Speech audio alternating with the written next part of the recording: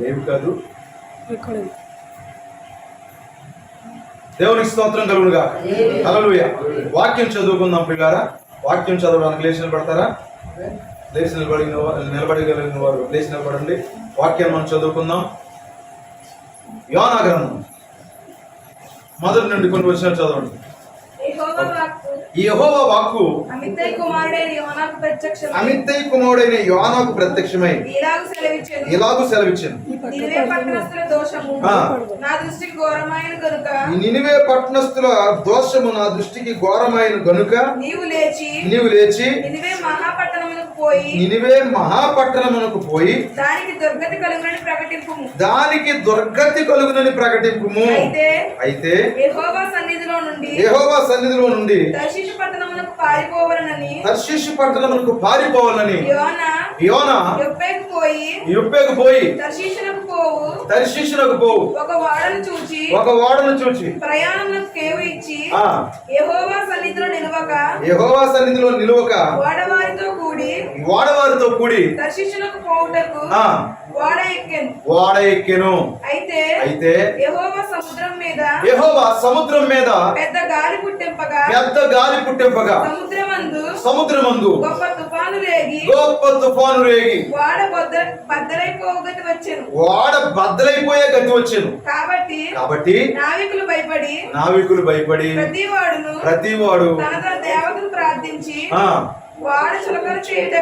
వాడను కొంచెం తక్కువ చేయడానికి, బరువు తగ్గించడానికి అందులోని సరుకులను సముద్రములో పారవేసిరి. అప్పటికి యోనా వాడ దిగువ భాగమునకు పోయి పండుకొని గాఢ నిద్రపోయి ఉండెను.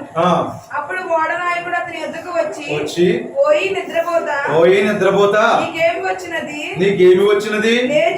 లేచి నీ దేవుని ప్రార్థించుము. మనము చావకుండా ఆ దేవుడు మన యందు కనికరించునేమని. అంతలో ఓడవారు ఎవరిని బట్టి ఇంత కీడు మనకు సంభవించినది తెలియటకై మనము చీట్లు వేదుము రండని ఒకరితో ఒకరు చెప్పుకొని చీట్లు వేయగా చీటి యోనా మీదకు వచ్చింది. కాబట్టి వారతని చూచి ఎవరిని బట్టి ఈ కీడు మాకు సంభవించును, నీ వ్యాపారం ఏమిటో, నీవెక్కడి నుండి వచ్చితివో, నీ దేశమేదో, నీ జనమేదో, ఈ సంగతి అంతా మాకు తెలియజేయమనగా అతను వారితో ఇట్లనెను, నేను హెబ్రీయుడను సముద్రమునకును భూమికి సృష్టికర్త అయిన ఆకాశమందున్న దేవుడై ఉన్న యెహోవా యందు నేను భయభక్తులు గలవాడనై ఉన్నాను. దేవుని సన్నిధిలోంచి పారిపోతున్నట్టు అతడు ఆ మనుషులకు తెలియజేసి ఉంటాడు కనుక వారు ఆ సంగతి తెలుసుకొని మరింత భయపడి నీవు చేసిన పని ఏమని అతను అడిగిరి. అప్పుడు వారు సముద్రం పొంగుచున్నది, తుఫాను అధికమగుచున్నది, సముద్రం మా మీదకు రాకుండా నిమ్మలించినట్లు మేము నీకేం చేయవలెను? మేము నీకేం చేయాలి? అతన్ని అడుగగా యోనా నన్ను బట్టియే ఈ గొప్ప తుఫాను మీ మీదకు వచ్చినని నాకు తెలిసి ఉన్నది. నన్ను ఎత్తి సముద్రంలో పడవేయుడి. అప్పుడు సముద్రము మీ మీదకు రాకుండా నిమ్మలించునని అతను వారితో చెప్పినాను. వారు ఓడను దరికి తెచ్చుటకు తెడ్లను బహు బలముగా వేసిరి గాలి తమకు ఎదురై తుఫాను బలము చేత సముద్రం పొంగిట వలన వారి ప్రయత్నం వ్యర్థమైంది. కాబట్టి వారు యెహోవా నీ చిత్త ప్రకారముగా నీవే దీన్ని చేసితివి. ఈ మనుషులను బట్టి మమ్మల్ని లైవ్ చేయకుందువు గాక, నిర్దోషికి చంపితరన్న నేరము మా మీద మోపకుందువు గాకని యెహోవాకు మనవి చేసుకొని యోనాను ఎత్తి సముద్రంలో పడవేసి పడవేయగానే సముద్రం పొంగకుండా ఆగెను. ఇది చూడగా ఆ మనుషులు యెహోవాకు మిగులు భయపడి ఆయనకు బలి అర్పించి మొక్కుబళ్ళు చేసిరి. గొప్ప మత్స్యం ఒకటి యోనాను మృంగివేయాలని యెహోవా నియమించి ఉండగా యోనా 3 దినములు ఆ మత్స్యం యొక్క కడుపులో నుండెను. చాలండి, సమయం ఆదా కొరకు ఇక్కడితో నేను ఆపుతున్నాను. తర్వాత మీరు మరి ఆ అధ్యాయాలన్నీ మీరు చదువుకోండి. యోనా గ్రంథం అంతా కూడా మీరు చదువుకుంటారని నేను ప్రేమతో మనం చేస్తాను. చిన్న ప్రార్థన చేద్దాం. మహోన్నతుడైన మా తండ్రి, కృపామయుడ, కనికరం గల మా దేవ, ఈ రాత్రికాల సమయంలో నిత్యముగా ప్రభువా ఈ గృహాన్ని దీవించండి. దేవ, కూడి వచ్చిన ప్రజలందరితోనూ మీరు మాట్లాడండి ప్రభువా, నాతోనూ కూడా మీరు మాట్లాడండి ప్రభువా. ఖచ్చితంగా ఇక్కడ అద్భుతమైన కార్యం జరిగించమని ప్రార్థించండి. మా బాధ్యతలు ఏమిటో ప్రభువా, మేము ఎలా జీవించాలో ప్రభువా మాకు నేర్పించమని ప్రార్థన చేస్తాం. మీరే ప్రభు చూపించండి, కనికరించండి. చదవబడిన వాక్యానికి నీ పరిశుద్ధాత్మ జాత చేయండి. ప్రభు అయిన యేసుక్రీస్తు నామములో ప్రార్థించి అడుగుచున్నాం తండ్రి, ఆమేన్. దయచేసి కూర్చున్నాం. చిన్న అంశాన్ని మనం ధ్యానించుకుందాం దేవుని పిల్లలారా. చిన్న అంశాన్ని మనం ధ్యానిద్దాము. యోనా గురించి రాత్రి మనం ధ్యానిద్దాము. యోనా జీవితంలో జరిగిన కొన్ని సంఘటనల్ని మనం చూద్దాము. మరి నిశ్చయముగా ఈ రాత్రి ఈ విషయాలు మీకు ఉపయోగకరంగా ఉంటాయని నేను నమ్ముతున్నాను. చాలా సార్లు మీరు బైబిల్లో నుంచి ఈ గ్రంథాన్ని చదివే ఉంటారు, యోనా గ్రంథం. మరి ఇది కథలాగా స్టోరీలా చదువుతుంటారు. ఎందుకంటే మరి చిన్నపిల్లలకి సండే స్కూల్లో స్టోరీలు చెప్తారు. యోనా అని పేరు తెలియని వారే ఉండరండి. యోనా అనగానే చేప గడుపులో ఉండడం, మరి అతను చేప మింగడం, 3 దినాలు ప్రయాణం చేయడం, ఇవన్నీ కూడా మనకు తెలుస్తుంది దేవుని పిల్లలు. హల్లెలూయా. అందులో వచ్చే కొన్ని సంగతులు నేను మీతో మాట్లాడాలని ఆశపడుతున్నాను. ఎంతమందికి ఆసక్తి ఉంది? అంతసేపు వినగలరు? హల్లెలూయా. సరే, నేను చెప్పినంతసేపు వింటారా? ఈ యోనా చిన్న ప్రవక్తల్లో ఒక ప్రవక్త అండి. యోనా అనగా అతని పేరుకి అర్థం ఏమిటంటే పావురమని అర్థం. హల్లెలూయా. మరి నిశ్చయంగా చూద్దాం. ఇక్కడ అతని తండ్రి పేరు ఏంటంటే అమిత్తయి. అమిత్తయి అనగా యెహోవా సత్యము. దేవునికి మహిమ కలుగును గాక. హల్లెలూయా. ఇప్పుడు యెహోవా సత్యమును ఈ పావురము మోసుకు వెళ్ళాలన్నమాట. మీకు అర్థమవుతుందండి? యెహోవా సత్యమును, గాడ్స్ ట్రూత్ ని ఇతను ఏం చేయాలి చెప్పండి? ఈ పావురము మోసుకుని వెళ్ళాలి. బైబిల్లో మరి పావురము వార్తాహరుడుగా ఉన్నాడా? హల్లెలూయా. బైబిల్లో మరి పావురము వార్తను పట్టుకెళ్ళిందా? పావురాన్ని దేవుడు ఉపయోగించుకున్నాడా? పావురము చాలా నిష్కల్మషమైన జీవన్. పావురము ఏ క్రూరమైన జంతువుల మీద వాలదది. మీకు తెలుసా? అది గొర్రె పిల్ల మీద మాత్రమే వాళ్తుందండి. హల్లెలూయా. అది తన జీవితంలో ఒక జత పక్షితోనే జత కడతారు. అది తన జీవితంలో స్నానం చేయదంట. ఎందుకంటే నూనె గ్రంథులు దాంట్లో ఉంటాయి ప్రియమైన దేవుని పిల్లలారా. ఆ నూనె గ్రంథులు దాంట్లో ఉన్న కారణం చేత మరి అది ఉత్పత్తి చేసుకుంటుంది నూనె. ఇక ఎలాంటి చెడు దాంట్లో ఉండదు. ఇవన్నీ సంగతులు మనకు తెలుసు. నిజమేనా? కనుక ఇది శ్రేష్టమైన ఆహారం మాత్రమే తింటుంది. కాకి వలె పురుగుల్ని వింటున్నారా, చచ్చిన కార్యాల్ని, మరలా ధాన్యాన్ని తిందో. ఇది శ్రేష్టమైన ధాన్యాన్ని మాత్రమే తింటారు. మరి చూడండి, ఈరోజు చాలా శాఖా సంబంధమైన సంఘాలు ఏం చేస్తాయంటే అటు పురుగులేటి లోక కార్యాలు. చర్చికి వచ్చినప్పుడు ఒకలా ఉంటాం, బయటికి పోయినప్పుడు మరొకలా ఉంటాం మనం. కానీ ఈ పావురం అట్లా ఉండదండి. పావురం చర్చిలో ఒకలాగా ఉంటుంది, బయట ఒకలాగా ఉంటుంది. హల్లెలూయా. ఇది దేవుని యొద్ద నుండి వార్త తీసుకెళ్తుంది. ఆ నోవహు దినాల్లో మరి ఓడలోంచి పావురాన్ని వదిలాడు దేవుడు. హల్లెలూయా. మరి కాకిని వదిలితే ఏం చేసింది చెప్పండి? అది మరలా తిరిగి రాలేదండి. అది తన గూడును మర్చిపోయింది, తన యజమాని మర్చిపోయింది. బయట దొరికినటువంటి కళేబారాల మీద అది మరి వాలిపోయి ఆహారాన్ని సమృద్ధిగా మరి తింటా ఉంది. అది పావురమైతే ఆ నీడలేక, హల్లెలూయా, అది కళేబారాల మీద వాలలేక, అయ్యో బయట ఉంటేనే చనిపోతానని మరలా తిరిగి యజమాని దగ్గరికి వచ్చింది. అది హల్లెలూయా. మరలా దాన్ని వదులుతున్నప్పుడు ఏం చేస్తుంది? అది మరి ఒక ఒలివ ఆకుని తీసుకుని వచ్చింది, ఒక రుజువుని తీసుకొచ్చింది, ఒక సూచన తీసుకొచ్చింది దేవుడు. అంటారా? హల్లెలూయా.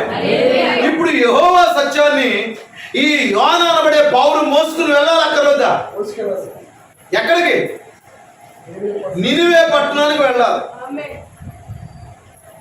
యెహోవా వాక్కు అతను ప్రత్యక్షమై, ఎందుకంటే యోనా సాదాసీదమైన వ్యక్తి కాదండి, ఈజ్ ఏ ప్రాఫెట్. హల్లెలూయా. ఇతడు ఒక ప్రవక్త అయి ఉన్నాడు. మరి వాక్యం ఎవరి దగ్గరికి వస్తుంది? ప్రవక్త దగ్గరికే వస్తుంది. ఇప్పుడు వాక్యము ప్రవక్త దగ్గరికి వచ్చింది. ప్రవక్త దగ్గరికి వచ్చి అంటుంది, వెళ్ళి నినివే పట్టణం 40 రోజుల్లో నాశనం అయిపోద్దని చెప్పు, మారు మనసు పొందకపోతే అని చెప్పాను. Thus saith the Lord అని చెప్పాను. హల్లెలూయా. ఇంచుమించుగా 5 లక్షల మంది ఆ ప్రాంతంలో ఉండేవారు అంటండి, ఆ మహాపట్నంలో. అప్పట్లోనే 5 లక్షల జనాభా కలిగినటువంటి ఒక మహా పెద్ద ప్రాంతం అది. అది పారిశ్రామిక పట్టణం అది. ఎందుకంటే సముద్ర వారం ఉందేమో అంటున్నారా. వారు అన్యజనులు, వారి వ్యాపారస్తులు, బాగా వ్యాపారాభివృద్ధి పొందిన ప్రాంతం అది. చాలా హైలైట్ అయిన ప్రాంతం అది. అది ఉన్నతమైన ప్రాంతం అది, పారిశ్రామిక ప్రాంతం అది. అలాగే వారందరూ అన్యులు. చేపను పూజించారంట వాళ్ళందరూ. ఎవరిని పూజించారమ్మా? దేవునికి స్తోత్రం కలుగుగా. చేపాకారంలో వారికి టెంపుల్స్ కూడా ఉన్నాయి. ఆ రోజు అభివృద్ధి పొందిన ప్రాంతము, పారిశ్రామిక ప్రాంతం, వ్యాపారానికి బాగా నిలువైన ప్రాంతం అది. ఇప్పుడు దేవుడు ఏమన్నాడంటే, వెళ్ళి ఆ ప్రాంతంతో మాట్లాడన్నాడు. మళ్ళీ ఎలా మాట్లాడమన్నాడు? Only 40 days only. ఎన్ని రోజులంట? 40. దేనికి సాదృశ్యం చెప్పండి? శ్రమలకు సాదృశ్యం. హల్లెలూయా. 40 రోజుల్లో ఇక ఈ ప్రాంతం నశించిపోద్ది, మారు మనసు పొందకపోతే. ఎక్కడున్న వారు ఎవరైనా సరిగా మారు మనసు పొందకపోతే 40 రోజులు అక్కర్లేదు. మీకు అర్థమైందా? సరిగా తిరిగి జన్మించండి, నిజమైన క్రైస్తవులా జీవించండి. వింటున్నారా? పేరుకు మాత్రమే క్రైస్తవులుగా ఉండకండి. మేము చర్చికి వెళ్తున్నామండి, మాకు సంఘం ఉందండి, మాకు గుడి ఉందండి. హల్లెలూయా. ఉంటే ఏమిటంట? దేవుడు ఏం చెప్తాడు? మారు మనసుకు తగిన క్రియలు ఫలించండి అన్నాడు, ఆ క్రియలు జరిగించండి అన్నాడు. పేరుకు మాత్రమే క్రైస్తవులు చాలా మంది. వారు కొన్ని వదులుకోలేరు, ఎంత చెప్పినా వదలమన్నా వదలరు అన్నమాట. ఎందుకంటే దాంట్లో పూర్వం నుంచి పాతుకుపోయారు దేవుని పిల్లలు.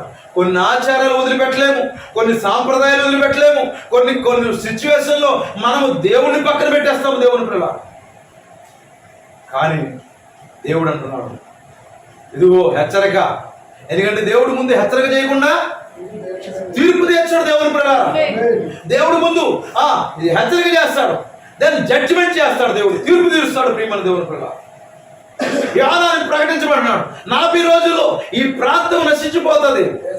రాజు మొదలుకొని సామాన్యమైన వ్యక్తి వరకు కూడా గోని బట్ట ధరించమనండి, మారు మనసు పొందమనండి, ప్రార్థించమనండి, ఆహారాలు మానేసి ఉపవాసాలు ఉండమని చెప్పాడు దేవుడు. ఇది హార్డ్ మెసేజా లేకపోతే సింపుల్ మెసేజా?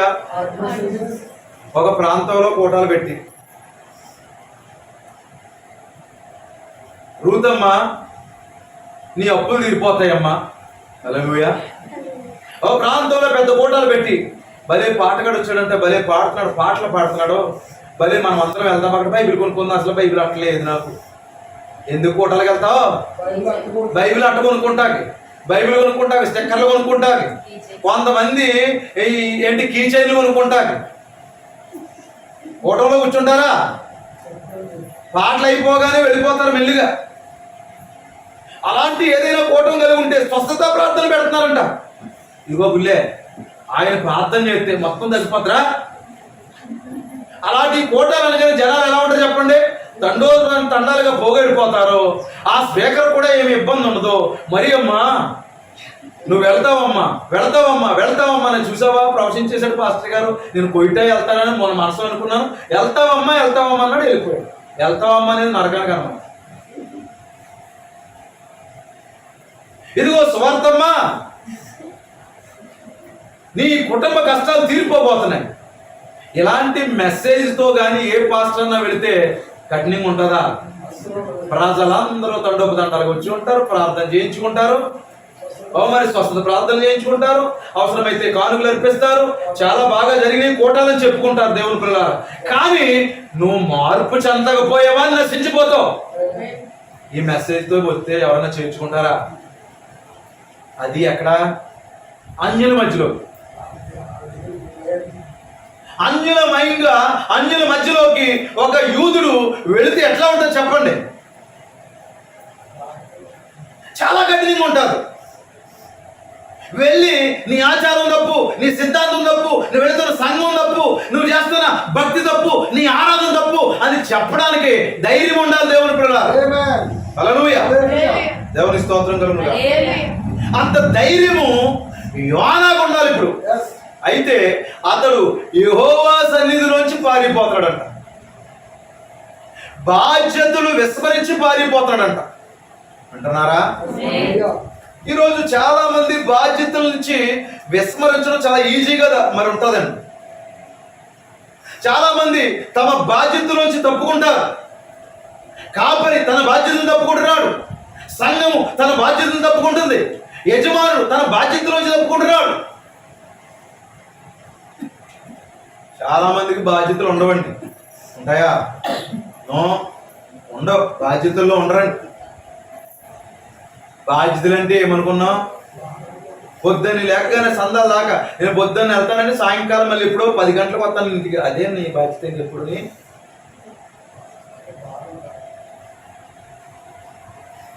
కొంతమందికి ఎక్కువ బాధ్యతలు ఎక్కువైపోతాయండి.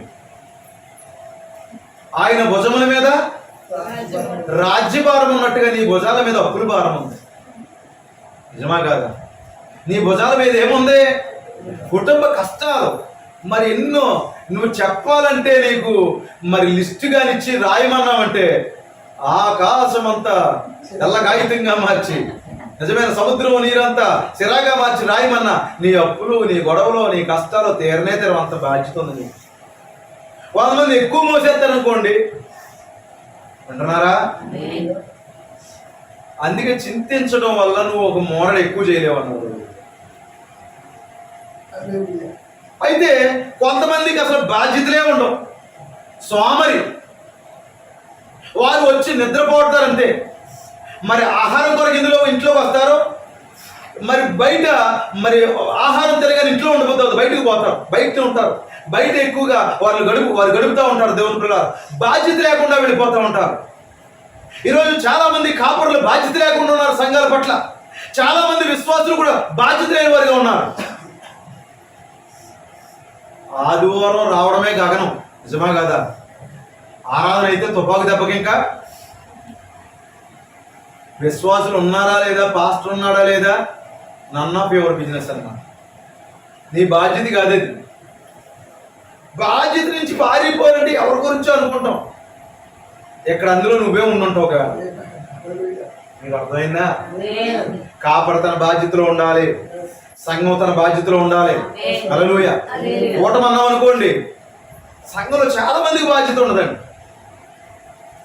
కొంతమంది కుటుంబ బాధ్యత, పెళ్లి ఎందుకు చేసుకుంటాడు? బాధ్యత లేకుండా తిరుగుతూ ఉంటాడు. చూడండి, ప్రవాహానికి ఆ ప్రవాహం ఎటు వెళితే అటు వెళ్ళిపోయేవాడు గొప్పడా? నిత్యంగా పెద్ద ప్రవాహం వస్తుంది, పెద్ద పెద్ద వృక్షాలన్నీ కొట్టుకుపోతున్నాయంట. మీకు అర్థమైందా? ఎందుకు కొట్టుకుపోతున్నాయి? చచ్చిపోయినాయి అన్నీ కూడా వేళ్లతో సహా బయటకు వచ్చేసి మరి వెళ్ళిపోతున్నాయి. కానీ చిన్న చేప మాత్రం కొట్టుకెళ్ళట్లేదంట. అది ఎదురెదుతుందంట. హల్లెలూయా. ఎందువల్ల ఎదురెదుతుంది ప్రవాహానికి? అందులో జీవం ఉన్నది. ప్రవాహానికి కొట్టుకెళ్ళిపోయేవాడు కాదు బాధ్యత ఉన్నవాడు, ప్రవాహానికి ఎదురుదేవాడే బాధ్యత గలవాడు. హల్లెలూయా. ఈ జీవిత ఏదలేకపోతున్నాను, నేను చచ్చిపోతాను అన్నవాడు బాధ్యత లేనివాడు. ఎంతమందికి అర్థం అవుతుంది? బాధ్యత లేనివాడు అంటే ఎవరు చెప్పండి? ప్రతి చిన్నదానికి కంగారు పడిపోయేవాడే బాధ్యత లేనివాడు. మిన్ను విరిగి మీద పడుతున్నా చలనం లేనివాడే బాధ్యత లేనివాడు. అలాగని ఏమైపోతుందో బాబాని బెంగెట్టుకుని ఇంట్లో కూర్చుని ఊరిక ఊరికే భయపడిపోయేవాడు కూడా బాధ్యత గలవాడు కాదు. దేవుని స్తోత్రం కలుగును గాక. వాక్యాన్ని బట్టి సరైన నిర్ణయాలు తీసుకోవాలి. హల్లెలూయా. వాక్యాన్ని బట్టి సరిగా ముందుకు వెళ్ళాలి. అతడు యెహోవా సన్నిధి నుంచి పారిపోతున్నాడు. చాలా మంది యోనా గురించి తప్పుగా మాట్లాడతారు, కానీ యోనా ఎవరంటే దేవుని ప్రవక్త అయి ఉన్నాడు. ఎందుకు పారిపోతున్నాడు తెలుసండి? ఈ అన్యజనుల మధ్యలోకి వెళ్ళి ఈ హార్డ్ స్వార్థ, ఇలాంటి కఠినమైన స్వార్థ. నేను ఒక యూదునై ఉండి ఈ అన్యులు రకరకాల మతాలు, రకరకాల విభిన్నమైనటువంటి టేస్టులు కలిగిన వారి మధ్యలోకి వెళ్ళి మీరు నశించిపోతారు జాగ్రత్త అని ఒక మనిషిగా నిలబడి నేను ఏం చెప్పను, నేను చెప్పలేనని తర్షీషు వెళ్ళిపోతున్నాడంట.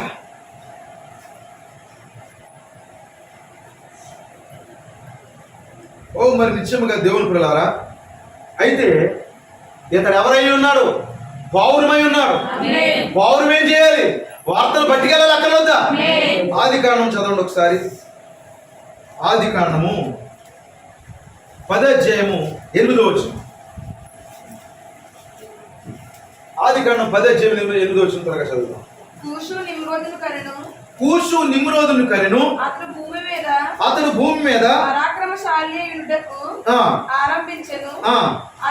అతడు యెహోవా ఎదుట పరాక్రమం గల వేటగాడు. అవును. కాబట్టి యెహోవా ఎదుట పరాక్రమం గల వేటగాడైన నిమ్రోదు వలె అని లోకోక్తి కలదు. అవును. షీనారు దేశములోని బాబేలు ఎరిగే అక్కదు కల్నేరు పట్టణములు అతని రాజ్యములకు మొదలు. అవును. ఆ దేశములో నుండి అషూరునకు బయలుదేరి వెళ్లి నినివేను, రాహోబీతును, కరాహాను, నినివేకును, కరాహుకును మధ్యనున్న రేసెరును కట్టించెను. దేవుని స్తోత్రం కలుగును గాక. అసలు ఈ నినివే పట్టణాన్ని కనుగొన్నది ఎవరు? మీకు అర్థమైందండి? ఈ నినివే పట్టణాన్ని కనుగొన్నది నిమ్రోదు. ఈ నినివే పట్టణము నైనస్ కనుగొన్నాడు. ఇది బబులోను నేపథ్యం. ఇది ఎంతమందికి అర్థమవుతుంది? దేవుని స్తోత్రం కలుగును గాక. ఇది బబులోను నేపథ్యంలోంచి వచ్చిన ఒక పట్టణము నిమ్రోదు ద్వారా. మరి అది కట్టబడిన పట్టణం. అది వింటున్నారా? హల్లెలూయా. ఇప్పుడు బబులోనులోకి వెళ్ళాలి ప్రవక్త. చాలా మందికి విషయాలు అర్థం కావాలి, కానీ ఈ గడియ వర్తమానంలో ఉన్న వాళ్ళకి అర్థమవుతాయి. దేవుని స్తోత్రం కలుగును గాక. సరే సరే, ఆ చైర్లో కూర్చోండి. ఎలా వెనక్కి పర్లేదు, అక్కడ నిలబడుకుని వెనక్కి. దేవుని స్తోత్రం కలుగును గాక.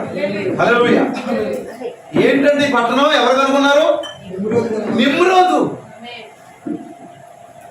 ఇప్పుడు బబులోనులోనికి ఒక ప్రవక్త వెళ్ళాలి. వింటున్నారా? ఈ బబులోనులోనికి ఒక పౌరు వెళ్ళాలి. దేవుని స్తోత్రం కలుగును గాక. ఈ నైనస్ల నినివే పట్టణం, నైనస్ నిమ్రోదుల నివాస స్థలం ఇది. హల్లెలూయా. ఈ నినివేను నిమ్రోదు స్థాపించాడు. అది ఒక సాతాను ఏదైనా ఉన్నది. నినివే పట్టణం ఏమైంది చెప్పండి? అదొక సాతాను ఏదైనా. దేవుని పిల్లలారా వింటున్నారా? వాడే కట్టాడు దాన్ని. సాతాను ఏదైనాలోనికి దేవుని ప్రవక్త వెళ్ళాలి. అంతమందికి అర్థమవుతుంది? దేవునికి మహిమ కలుగును గాక. ఓ మరి నిత్యముగా ఇది ఒక ఈవిల్ సిటీ అయి ఉంది. దేవుని స్తోత్రం కలుగును గాక. మరి నిమ్రోదు చుట్టుపక్కల చాలా వేగంగా వ్యాపించాడు. ఇతడు జయించి జయశాలిగా బయలు వెళ్ళాడు. అయితే అలాంటి ప్రాంతాలకి ఈ పౌరు వెళ్ళాలి. ఈ కార్యం దేవుని పిల్లలారా, ఇప్పుడు అలాంటి ప్రాంతానికి ఒక పౌరు వెళ్ళాలి. బబులోను ప్రాంతానికి. ఎందుకంటే నా ప్రజలారా, బబులోను నుంచి బయటికి రండి అని పిలిచే ఒక ప్రవక్త ఉండాలంట. ఛాయల్లో ఒక ప్రవక్త ఉంటే నిజంలో కూడా ప్రవక్త ఉంటాడంటారా? హల్లెలూయా. ఓ మరి అక్కడ ఛాయల్లో అంటే పాత నిబంధనలో ఒక ప్రవక్త నిలబడి బబులోను నుంచి బయటికి రండి. నిమ్రోదు కట్టినటువంటి సిద్ధాంతాల్లోంచి, నిమ్రోదు ఆ బాబేలు గోపురంలో నుంచి వచ్చిన సంబంధించినటువంటి ఆ మరి తప్పుడు సిద్ధాంతాల నుంచి, తప్పుడు కార్యాల నుంచి బయటికి రండి అని పిలిచే ఒక ప్రవక్త ఛాయలో ఉంటే, పాత నిబంధనలు ఉంటే, ఈ కాలంలో కూడా ప్రవక్త ఉండాలి. హల్లెలూయా. ఈ కాలంలో కూడా అలాంటి బబులోను నుంచి బయటికి రండి అని పిలిచే ఒక స్వరం ఉండాలి. దేవుడు ఈ కాలంలో కూడా చరిత్ర దానికి అదే పునరావృతం అవుతుంది. చరిత్ర ఎలా జరుగుతుంది? ఒక చక్రం వలే ఉందండి, తిరుగుతుందా? ఒకప్పుడు ఉన్న కటింగులు ఇప్పుడు ఫ్యాషన్ గా మళ్ళీ వచ్చినాయా? కొంతకాలం ఏమైంది, జొలపాలన్నమాట. అందరూ పొడుగ్గానే పెంచుకున్నారు. ఆ తర్వాత ఏం జరిగింది? మళ్ళీ కట్ చేత మొదలు పెట్టారు. ఇప్పుడు డెప్ప కటింగ్లు అంటున్నారా? అక్కడక్కడ ఏమో నాట్లు, దేవుని స్తోత్రం కలుగును గాక. ఇప్పుడు ఓల్డ్ స్టైల్లో మీరు ఎక్కడో చూడండి. ఒకప్పుడు బాగా పట్టేసినట్టు ప్యాంట్లు, ఆ తర్వాత బెల్ బాటం వచ్చినాయి, ఆ తర్వాత బ్యాగీ ప్యాంట్లు వచ్చినాయి, మళ్ళా పట్టేసినట్టు వచ్చినాయి. చరిత్ర దానికి అదే మరలా పునరావృతం అవుతుందా? మరలా రిపీట్ అవుతుందా? సూర్యుని కింద నూతనమైంది ఏమీ లేదు, జరిగిందే మరలా జరుగుతుంది. వింటున్నారా? హల్లెలూయా. ఇప్పుడు ఏం జరిగింది? పాత నిబంధనలో ఛాయలో ఒక ప్రవక్త బబులోనులోకి వెళ్ళి, నా ప్రజలారా దాని పాపం నుంచి బయటికి రండి లేకపోతే నశించిపోతారు అని ఒక పిలుపు ఉంటే, హల్లెలూయా. మరి బైబిల్ చదవండి, ప్రకటన 18 అధ్యాయం చదవండి. ఒకసారి చదవండి దేవుని పిల్లలు, స్పీడ్ గా. ప్రకటన 18 అధ్యాయం చదవండి. అటు తరువాత మహాధికరముల వేరొక తోట, నా ప్రజలారా అనే మాట 18 అధ్యాయమేనా? 20 వచనం చూడు. మరియు ఇంకొక స్వరము, ఎందుకు వచనం? 4 వచనం. మరియు ఇంకొక స్వరము, మరియు ఇంకొక స్వరం పరలోకము నుండి ఇలాగ చెప్పగా వింటిని, పరలోకము నుండి ఇలాగ చెప్పగా వింటిని, నా ప్రజలారా, నా ప్రజలారా, మీరు దాని పాపములో పాలివారు కాకుండానట్లు, దాని తెగుల్లో ఏదియో మీకు ప్రాప్తింపకుండానట్లు దాన్ని విడిచిరండి. చూసారండి, ఇతనెవరు? ఈ గడిలో ఇది కూడా సాతానేదేను. సాతానేదేలోనూ ఉన్నామా? అంటున్నారా? ఎందుకంటే పడిపోయిన తర్వాత మానవుడు పతనమైపోయిన తర్వాత మనం అందరూ జన్మించాం. ఇప్పుడు ఈ భూమి అంతా ఎవరి వశంలో ఉంది? వాడి వశంలో ఉంది. అందుకే వాడు ఆ కొండ మీదకి వెళ్ళేమన్నాడు, ఈ లోక రాజ్యాలను చూపించి ఇవన్నీ మహిమంతా నాది, నేను నీకు ఇచ్చేస్తానన్నాడు. అంటే ప్రజెంట్ ఎవరి వశంలో ఉంది? వాడి వశంలో ఉంది. ఇప్పుడు సాతాను ఏదేనులో, బబులోనులో, పాత నిబంధనలో ఒక ప్రవక్త ఉండి, నా ప్రజలారా బయటికి రండి అని పిలిచే ఒక పౌరం ఉంటే, ఈ కాలంలో కూడా ఒక పౌరం ఉంది. దేవునికి మహిమ కలుగును గాక. అతడే విలియం మ్యారియన్ బ్రెన్హామ్. హల్లెలూయా. అతడు ఏం చేస్తాడు? మరలా బబులోను నుంచి, యోనా ఫిజికల్ బాబిలోన్ నుంచి బయటికి రమ్మంటున్నాడు. అంటే భూ సంబంధమైనటువంటి బబులోన్ నుంచి. కానీ మన కాలపు యోనా, మన గడియ వర్తమానికుడు ఆత్మ సంబంధమైన బబులోన్ నుంచి, హల్లెలూయా, ఆత్మ సంబంధమైన సిద్ధాంతాల నుంచి, తప్పుడు విధానాల నుంచి బయటికి పిలుస్తున్నాడు. దేవునికి మహిమ కలుగును గాక. ఇక్కడ అనేక మంది బయటకు వచ్చారు. ఇంకా ఎవరైనా రావాలనుకుంటే, బబులోన్ అంటే ఏంటండి, బయటికి రావడం అంటే ఏంటి, దయచేసి మాతో మాట్లాడనంటే ఖచ్చితంగా మీకు మేము సహాయం చేయగలం. దేవుడికి మహిమ కలుగును గాక. హల్లెలూయా. ఇప్పుడు యోనా బయలుదేరి వెళ్ళమంటే తర్షీషు వెళ్ళిపోతున్నాడండి. నినివే వెళ్ళమంటే తర్షీషు వెళ్ళిపోతున్నాడు. ప్రయాణానికి కేవ్ ఇచ్చేసాడు, డబ్బులు కట్టేశాడు, వెళ్ళిపోయాడు హాయిగా. ఆ రాత్రి చిన్న కూటం జరిగిందంటే యోనాకి. కూటం జరిగితే అలసిపోయి వెళ్ళిపోయి ఎక్కడో వెళ్ళిపోయి నిద్రపోతున్నాడు అంటాడు. అయిపోయింది. ఎందుకంటే బాబోయ్ నేను వెళ్ళానంటే ఏంటి అని ప్రజలందరూ అడుగుతారు, నేను సమాధానం చెప్పలేను. ఒక కూటం జరిగిందంటే ఎన్ని ప్రశ్నలు వస్తాయి చెప్పండి, వీటన్నిటికీ నేను సమాధానం చెప్పలేను అని పారిపోవడం మొదలు పెట్టాడు. పారిపోతున్నాడా? అసలు దేవుడు ఎన్నుకున్నామని పారిపోనిస్తాడా? అంటున్నారా? దేవుడు నిన్ను ఎన్నుకుంటే పారిపోనిస్తాడా? నువ్వు మరి నీకు అనుకూలంగా తీసుకుంటే ఆయనకు అనుకూలంగా మార్చుకోగలడు ఆ ప్రయాణాన్ని. నీకు అర్థమైందండి? ఇప్పుడు నిజంగా చేప మింగాలంటే ఒడ్డుకు వచ్చి మింగదు కదా, అందుకే లోపలికి తీసుకెళ్ళాడు యోనాని. యోనా ఏమనుకుంటున్నాడు? పారిపోతాను అనుకుంటున్నాడు. మీకు అర్థమైందా? నువ్వు అనుకుంటావు పారిపోతున్నానేమని. నిన్ను పారిపోనేవాడు. జగత్తుకు పునాది వేయబడక మునిపే దేవుడు కనుక నిన్ను ఎన్నుకుంటే నువ్వు ఈ లోతులోకి పారిపోతే అక్కడి నుంచే దేవుడు తీసుకొస్తాడు. అక్కడి నుంచే నీ జర్నీ స్టార్ట్ చేస్తాడు. అక్కడి నుంచే నేను ఆశీర్వదిస్తాడు. అక్కడి నుంచే నేను బలపరుస్తాడు. అక్కడి నుంచే నీకు ఆయనకు అనుకూలమైన మార్గంలో నడిపిస్తాడు. హల్లెలూయా. యోనా అనుకున్నాడు అయిపోయిందంతా అనుకున్నాడు. అతడు ఎవరు? యెహోవా ప్రవక్త. కానీ ఏం చేస్తున్నాడు? నిద్రపోతున్నాడు. దేవుని పిల్ల నిద్రపోతుంటే సరిగ్గా ఓడ ప్రయాణం స్టార్ట్ అయిందండి. వింటున్నారా? మీకు సంగతి చెప్పమంటారా? వాళ్ళలోకి దేవుడు వచ్చేసాడంట. మీకు అర్థమైందా? వాళ్ళలో దేవుడు ఉన్నాడని ప్రవక్త అంటున్నాడు. దేవుని పిల్ల ఆ వాళ్ళలోకి దేవుడు వచ్చేసాడు. తలిపేశాడు దేవుని పిల్ల. హల్లెలూయా. ఇప్పుడు ఆజ్ఞాపించాడు తుఫాను. గాలులన్నీ పిలిచాడు, రండి ఇప్పుడు. హల్లెలూయా. ప్రభువా ఏం చేయమంటావు ప్రభువా? కొంచెం అలలు లేపండి, పర్వాలేదు, నీ సేవకుడున్నాడు ప్రభువా. నేను ఉన్నాను కదా లోపల, ఏమీ కాదు. వాడ బద్దలైపోద్ది ప్రభువా. నువ్వు పిలిచిన పిలుపుకి మేము అట్లాగనే ప్రయత్నం చేసామంటే వాడ బద్దలైపోద్ది ప్రభువా. ఏమీ బద్దలవు, నేనే రప్పిస్తున్నాను, నేనే మరలా ఆపుతాను. హల్లెలూయా. కొన్నిసార్లు నీ జీవితంలో ఒక తుఫాన్లు దేవుడే అనుమతిస్తాడు. నీకు అర్థమైందా? నువ్వు చేయవలసిన విధంగా భక్తి చేయకపోతే తుఫాన్లను అనుమతిస్తాడు. నీ జీవితం బద్దలైపోయినట్టు ఉంటుంది, నీ కుటుంబం బద్దలైపోయినట్టు ఉంటుంది. నువ్వు సరిగా జీవించలేకపోతే, నువ్వు బాధ్యతలు నిలబడలేకపోతే అనుకుంటావు నువ్వు సొంతంగా వెళ్ళిపోతున్నావు ప్రయాణం. నీ జీవితం నీ ఇష్టం, నా జీవితం నా ఇష్టం, సాఫీగా వెళ్ళిపోద్దు బాబా, ఎక్కడి నుంచి నాకు ఏ కష్టాలు ఉండవు బాబా అనుకుంటావు. నువ్వు లేదు, నువ్వు బాధ్యతల గురించి తప్పించుకుంటున్నావు. నీకు ప్రార్థన అంటే కొద్దిగా నిర్లక్ష్యం. మరి నీకు కుటుంబ ప్రార్థన అంటేనే పెద్ద లెక్క ఉండదు. నీకు వ్యక్తిగతంగా ప్రార్థన చేసుకునే సమయం దేవునికి ఇవ్వు, దేవునితో గడపడానికి నువ్వేమో. సరే వెళ్ళు. తుఫాను ఎలా రప్పించాలో దేవునికి తెలుసు. బద్దలైపోయే పరిస్థితులు ఎలా రప్పించాలో దేవునికి తెలుసు. నువ్వు సరిగా నిలబడతావా? నిమ్మలంగా ఉంటావు. లేకపోతే తుఫాను మధ్యలో ఓగవలసి ఉంటుంది. ఏం జరిగిందో అర్థం కాదు. కొద్దిసేపు నీకు ఏం జరిగిందో అర్థం చేసుకునే లోపలనే చనిపోతానేమని భయం వచ్చేస్తుంది. అలాంటి పరిస్థితులు, ప్రతికూల పరిస్థితులు వచ్చేస్తాయి. జాగ్రత్త. సరిగా నిలబడండి, సరిగా భక్తి చేయండి దేవుని పిల్లలారా. ఓ మిమ్మల్ని మీరు తగ్గించుకోండి, మీ జీవితాన్ని దేవునికి సమర్పించుకోండి. హల్లెలూయా. ఓ మరి నిత్యముగా ఏ గొడవలే, ఈ రోజు ఏ బాధ లేదనుకుంటావా?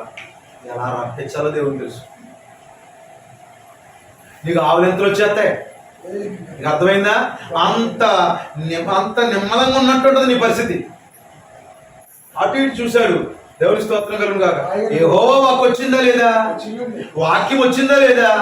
సంగమానికి వాక్యం వచ్చిందా లేదా? వాక్యం ఉన్నా కూడా సరిగా ఉండకపోతే తుఫాను రప్పించేదాకంతే.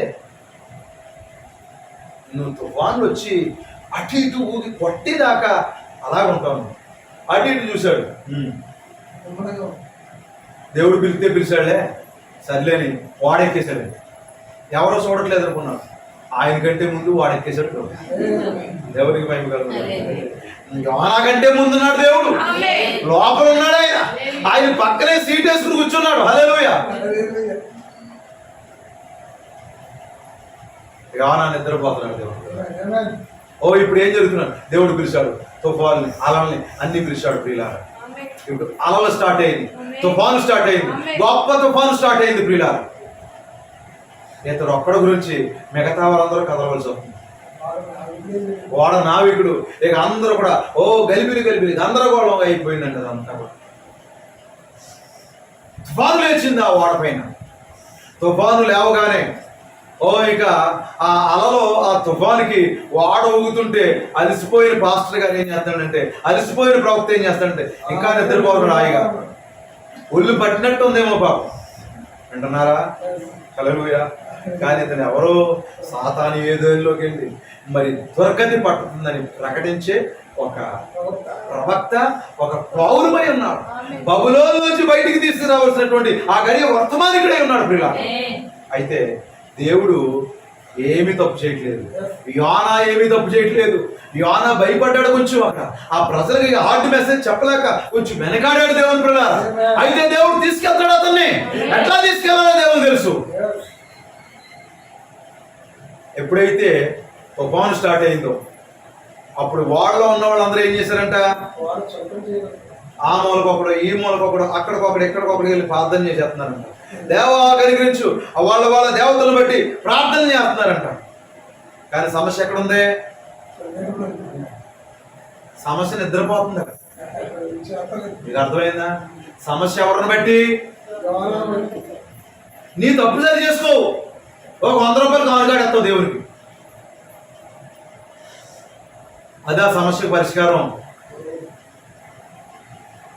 నీ పొరపాట్లు బలహీనతలు సరి చేసుకోవు. నేను పూట పెట్టుకుంటాను అనుకున్నాను, నేను ఒక 500 కానుకిచ్చుకుంటాను. ఎవరికి కావాలి 500 కానుక? పూటమి ఎవరికి కావాలి? సమస్య ఒక చోట, వాళ్ళు చేసేది ప్రార్థన. చాలా మంది తమ జీవితాన్ని సరి చేసుకునే విధంగా సరి చేసుకోరండి, ఒప్పుకునే విధంగా ఒప్పుకోరండి. అలాగేలా మార్చి దాన్ని మడతెట్టి ఆ తప్పులన్నీ లోపలికి మడతెళ్ళిపోయేలాగా అందంగా కనపడేలా చేస్తూ ఉంటారు అందరికి. ఎందుకంటే అలాంటి తెప్పులు అందరికీ, అలాంటి తెప్పులు పడితే ప్రయోజనం ఉండదు, పరిష్కారం రాదు. హల్లెలూయా. మరి వ్యక్తులు జెన్యూన్గా ఉండాలి, సరిగా ఉండాలి, యథార్థంగా ఉండాలి ప్రియులారా. హల్లెలూయా. మడతల జీవితాలు వద్దు మనకి. వింటున్నారా? సరిగా జీవిద్దాము. ఇప్పుడు పరిష్కారం ఏమో, అక్కడ సమస్య ఏమో యోనా. నీ జీవితంలో ఒక సమస్య పెట్టుకుని నువ్వు ఇంకోటి చేస్తా ఉంటావు దేవునికి. నేను మరియమ్మ గుడికి వద్దారనుకున్నాను. మరియమ్మ గుడికి రావడం నీ సమస్యకు పరిష్కారం కాదమ్మా. మా పిల్లోడికి గుండు కొట్టేద్దారనుకున్నాను. మీ పిల్లోడు కాదు, నువ్వు కూడా కొట్టించుకున్నా, ఊరందరికీ కొట్టించుకున్నా సమస్యకి పరిష్కారం అది కాదు. ప్రాబ్లం నీ లోపల ఉంది. అక్కడ నువ్వు ఎక్కడో సరి చేసుకోవాలి, తప్పులు సరి చేసుకోకుండా అయ్యగారండి ప్రార్థన చేయండి. అమ్మా కష్టాలు వచ్చేసినాయండి. కష్టాలు ఎందుకు వచ్చినాయి? నువ్వు ఎక్కడో సరి చేసుకోవాలి. అయితే దేవుని పిల్లలైన వారికి కొన్నిసార్లు దేవుడే అనుమతిస్తాడు. దేవుడు కొన్ని పరీక్షలు పెడతాడు. పరీక్షలు పెట్టినంత మాత్రం చేత ఆ కుటుంబం మీద తప్పు చేసినట్టు కూడా కాదండి. అంటున్నారా? హల్లెలూయా. ఇప్పుడు యోనా వెళుతుంటే వాళ్ళందరూ ప్రార్థన చేస్తారు. అప్పుడు ఏం చేశాడు? శుభ్రంగా ఏం చేశాడు యోనా? ఓడలో ఉన్న వాళ్ళందరూ ఏం చేశారంటే మరి కొన్ని సామాన్లు బయటపడేయడం మొదలు పెట్టారు. ఎందుకంటే ఓడను సులకం చేయడానికి. నిజమేనంటారా? ఆహారం ఉంటుందా వాళ్ళలోని? అమ్మ మీరు ఎవరో మాట్లాడుతున్నారు, మీకు అర్థం? మీరు కూడా మీరు ఒకవేళ కొత్త వాళ్ళై ఉండొచ్చు. ఏంటో చెప్తున్నారు పాస్టర్ గారు, యోనా అంట ఓడంట తుఫాను వచ్చిందంట. ఇక్కడ బాగానే ఉంది కదా, ఎక్కడో తుఫాను కూడా మనకెందుకు? అక్కడ తుఫాను కదా, ఇప్పుడు మన జీవితాల్లో ఒక తుఫాను.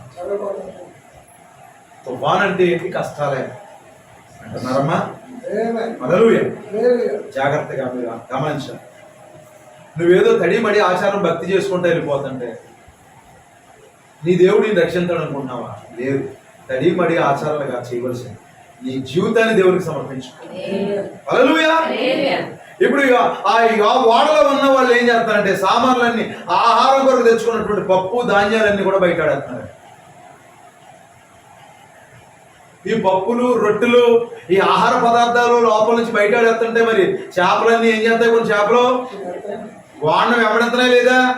కొన్నిసార్లు కొంతమంది గుడికి ఎందుకు వెళ్తారు? డబ్బులు ఇస్తారని, దుప్పట్లు ఇస్తారని. ఆ సంఘానికి వెళ్తే ప్రతి సంవత్సరం విధవరాలకు బట్టలెడతారండి. ఈ సంఘానికి వెళ్తే ఈయనే అడుగుతాడు కానీ విధవరాలకు బట్టలెట్టరండి. అందుకే కొన్ని చేపలు ఏం చేస్తున్నాయి? వెంబడెత్తనే. కొన్ని చేపలు స్వస్థతల వరకే వెళ్తాయి. ప్రతి వారం పాస్టర్ గారు నెత్తిపై చేసి ప్రార్థన చేయాలి. ఈ చేప ఆ వాడని అందుకే వెంబడుతుంది, పైనుంచి పడుతున్నాయి. ఆ సంఘానికి అక్కడ అప్పుడప్పుడు తెల్లదొరలు వస్తారంట, ఏయో రాసుకుని వెళ్తున్నారంట. మాకేయో వస్తాయి స్కూళ్ళు, దుప్పట్లు, దాకలు, గిన్నెలు, పప్పులు ఇస్తారంట. ఇప్పుడు చాలా చేపలు ఎందుకు వెళ్తున్నాయంటే దేవుని పిల్లల వాడిని ఎందుకు వెంబడుతున్నాయంటే పైనుంచి ఏమైనా పడతాయేమని. చాలా మంది సంఘాలకు అందుకే వెళ్తున్నారు. కొన్ని సంఘాల్లో ప్రతి వారం భోజనాలే. వింటున్నారా?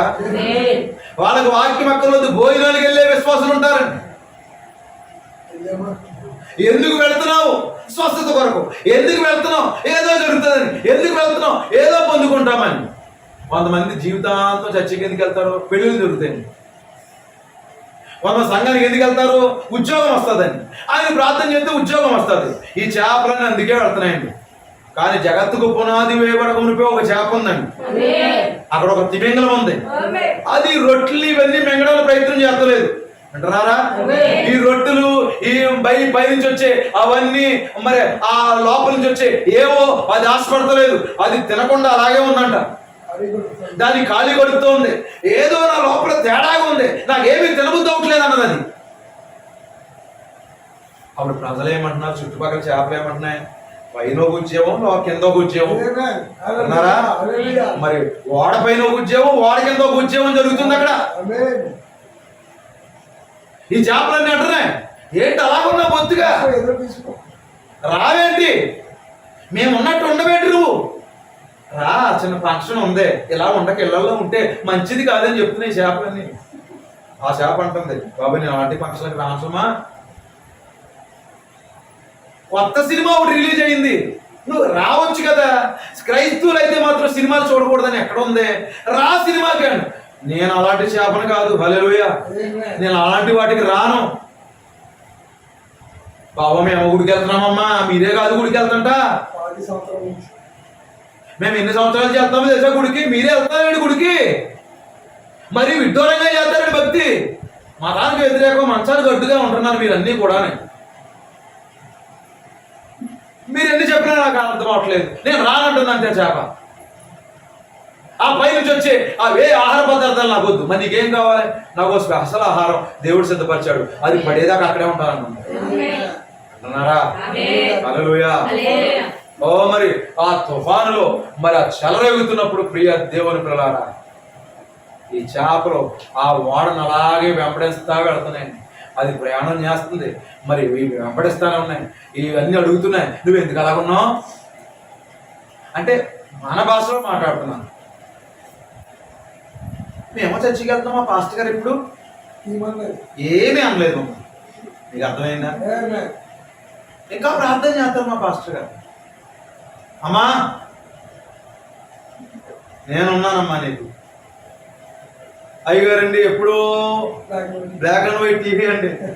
అసలు మా ఆయన కొంచెం కూడా మరి అసలు ఒక టీవీ, పెద్ద టీవీ కొనట్లేదండి. ఇప్పుడే చాలా మంది అండి మరి పెద్ద పెద్ద స్క్రీన్లు అండి.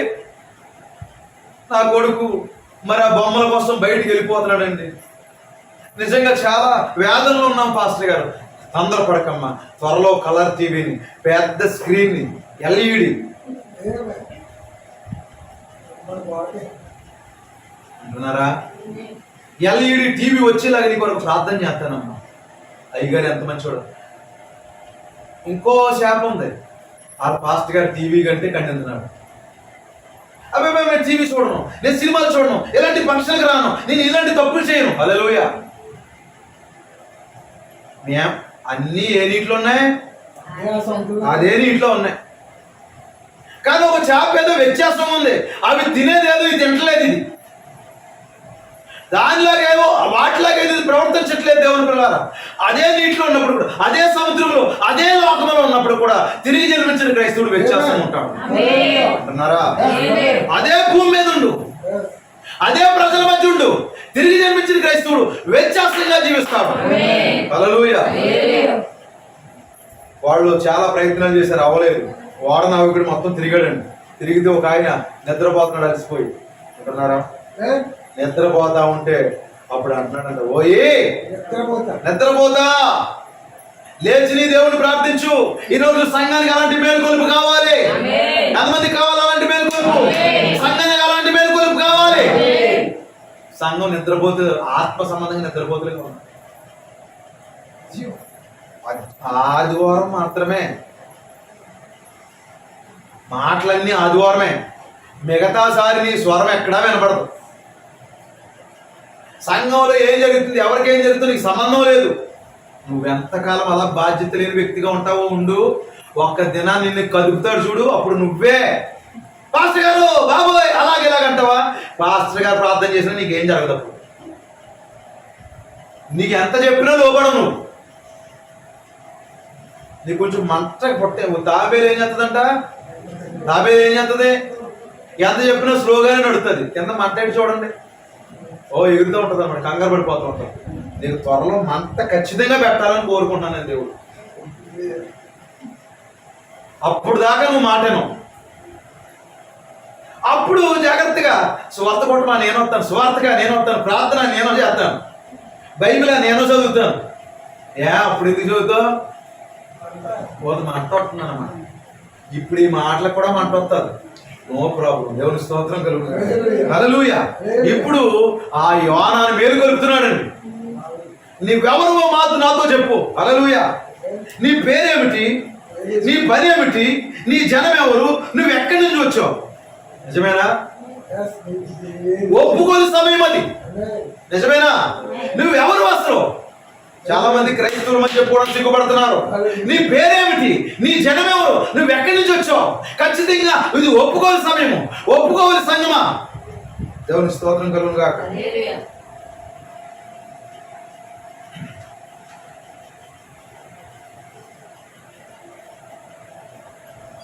నీది ఏ పట్టణం, నువ్వు ఏ పట్టణం నుంచి వచ్చావు అడుగుతున్నారా యోనానే?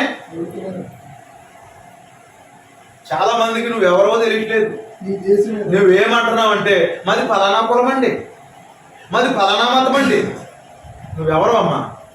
మేము ఫలానా, మేము ఆ ఇంట్లో అండి, ఈ ఇంట్లో అండి. మీరేమింట్లో అండి?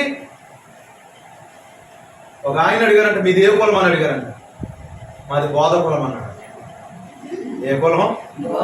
బోధ కులం. మేమెవరం? బోధకులం. దేవుని స్తోత్రం కలుగునుగా. హల్లెలూయా. కనుక మాది ఆ కులం అండి, మాది ఆ మతం అండి, మేము ఫలానా వాళ్ళమండి అడుగుతున్నాడు. యోహాను ఏం అడుగుతున్నాడు చెప్పండి, చదవండి. నీ దేశమేదో, నీ జనమేదో మాకు తెలియజెప్పు. హల్లెలూయా. త్వరలో ఒత్తిడి రాబోతుంది, సర్వేలు జరుగుతున్నాయి. మరి అడుగుతారు ఖచ్చితంగా. ఎక్కడే చాలా మంది బయట వెళ్ళిపోబోతున్నారు. అబ్బాయి మేము దేవుడు అంటే తెలియదండి. పేదరేమన్నాడు, ఇదిగో నువ్వు వారిలో ఒకడవా అంటే ఊరుగా అలాంటివి మాట్లాడతావుటమ్మా బాబు. నేను ఎప్పుడు సంఘానికి వెళ్ళలేదమ్మా బాబు. కాదు చూడు, మా ఇంట్లో వేసుకున్న ఫోటోలు మొత్తం, ఫోటోలు క్యాలెండర్లు అన్ని మూల పడేస్తారు అవసరమైంది. కానీ మనం ఒప్పుకోవాలండి. అతని బిజినెస్ ఏంటి, అతని ఫాదర్ బిజినెస్ ఏంటి, అతని మదర్ బిజినెస్ ఏంటి అన్నీ చెప్పాలి ప్రియులారా.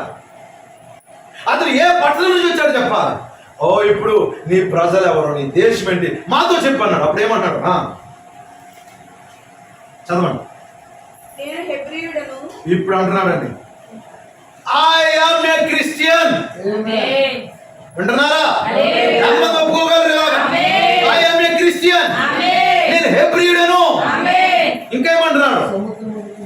సముద్రానికి భూమికి సృష్టికర్తే ఆకాశమందు దేవుడైన యెహోవా యందు నేను భయభక్తులు గలవాడనై ఉన్నాను. సరే, ఒప్పుకున్నాడా లేదా? సరిగా ఒప్పుకున్నాడా లేదా? హల్లెలూయా. నేను దేవుని కుమారుణ్ణి, సన్ ఆఫ్ గాడ్. నేను దేవుని కుమారుడు. ఇక్కడ ఎవరన్నా ఉన్నారు దేవుని కుమారుడు? ఇక్కడ ఎవరు దేవుని కుమార్తెలు ఉన్నారా? సమయం వచ్చినప్పుడు ఒప్పుకుంటారా?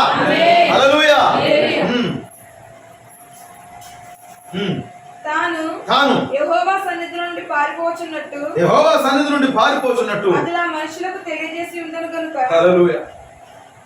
ఇతను ఏ పట్టణం నుంచి వచ్చి వస్తున్నాడో చెప్తున్నాడు. ఇతను దేవుడు ఎవరో చెప్తున్నాడు. నేను యెరూషలేము నుంచి వస్తున్నాను. ఇక్కడ వింటున్నారా?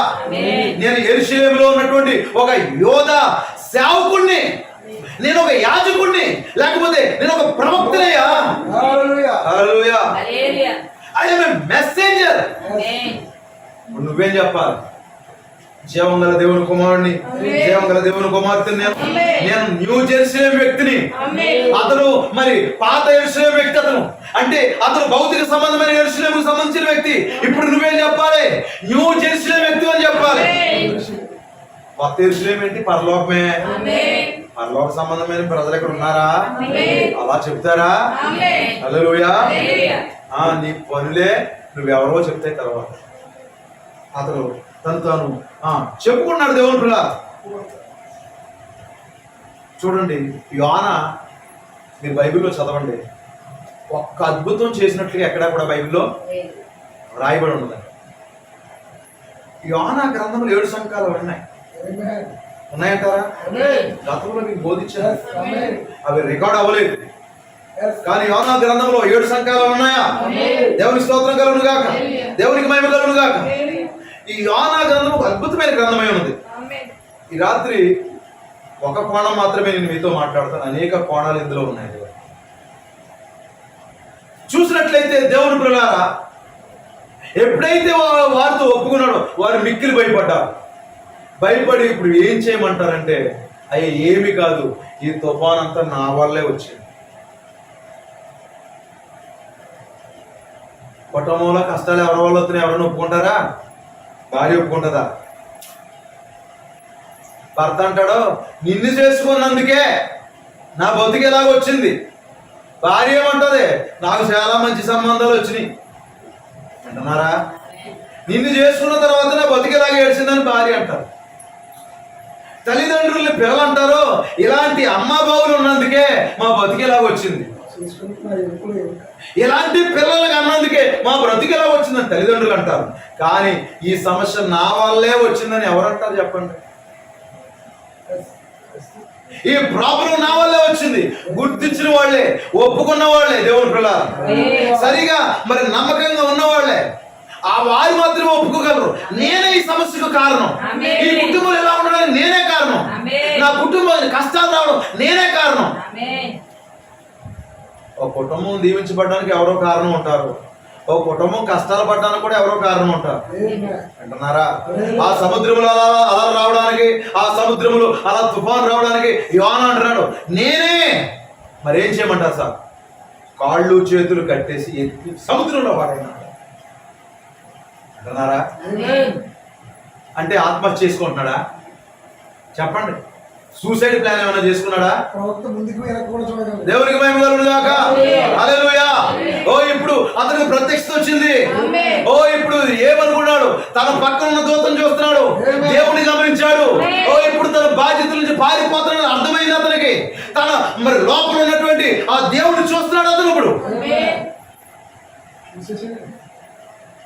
బైబిల్లో మోసే కూడా బాధ్యతల నుంచి పారిపోవాలనుకున్నాడు.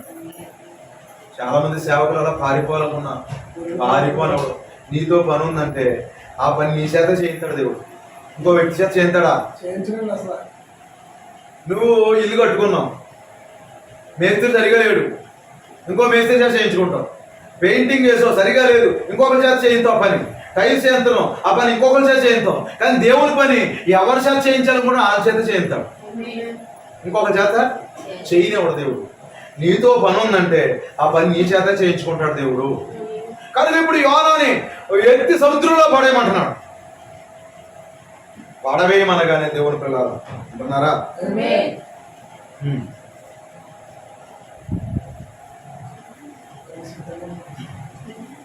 ఎందుకంటే యోనా ఒక్క అద్భుతం చేయకపోయినప్పటికి కూడా అతను ఏమై ఉన్నాడు? పునరుత్థానం యొక్క సూచన అయి ఉన్నాడు అతను. ఎందుకంటే ప్రభు అయిన యేసుక్రీస్తు లూకా సువార్తలో ఆ సువార్తలో యోనా గురించి చెప్పాడా? యోనాను గురించిన సూచన మీకు ఇస్తున్నాను. యోనా 3 రాత్రింపగళ్ళు శాప గడపలో ఎలాగైతే ఉన్నాడో మనిషి కుమారుడు కూడా అలాగే ఉంటాడయ్యా. అతడు పునరుత్థానం సూచన అయి ఉన్నాడు. ఒక అద్భుతం కూడా చేయలేదండి అతను.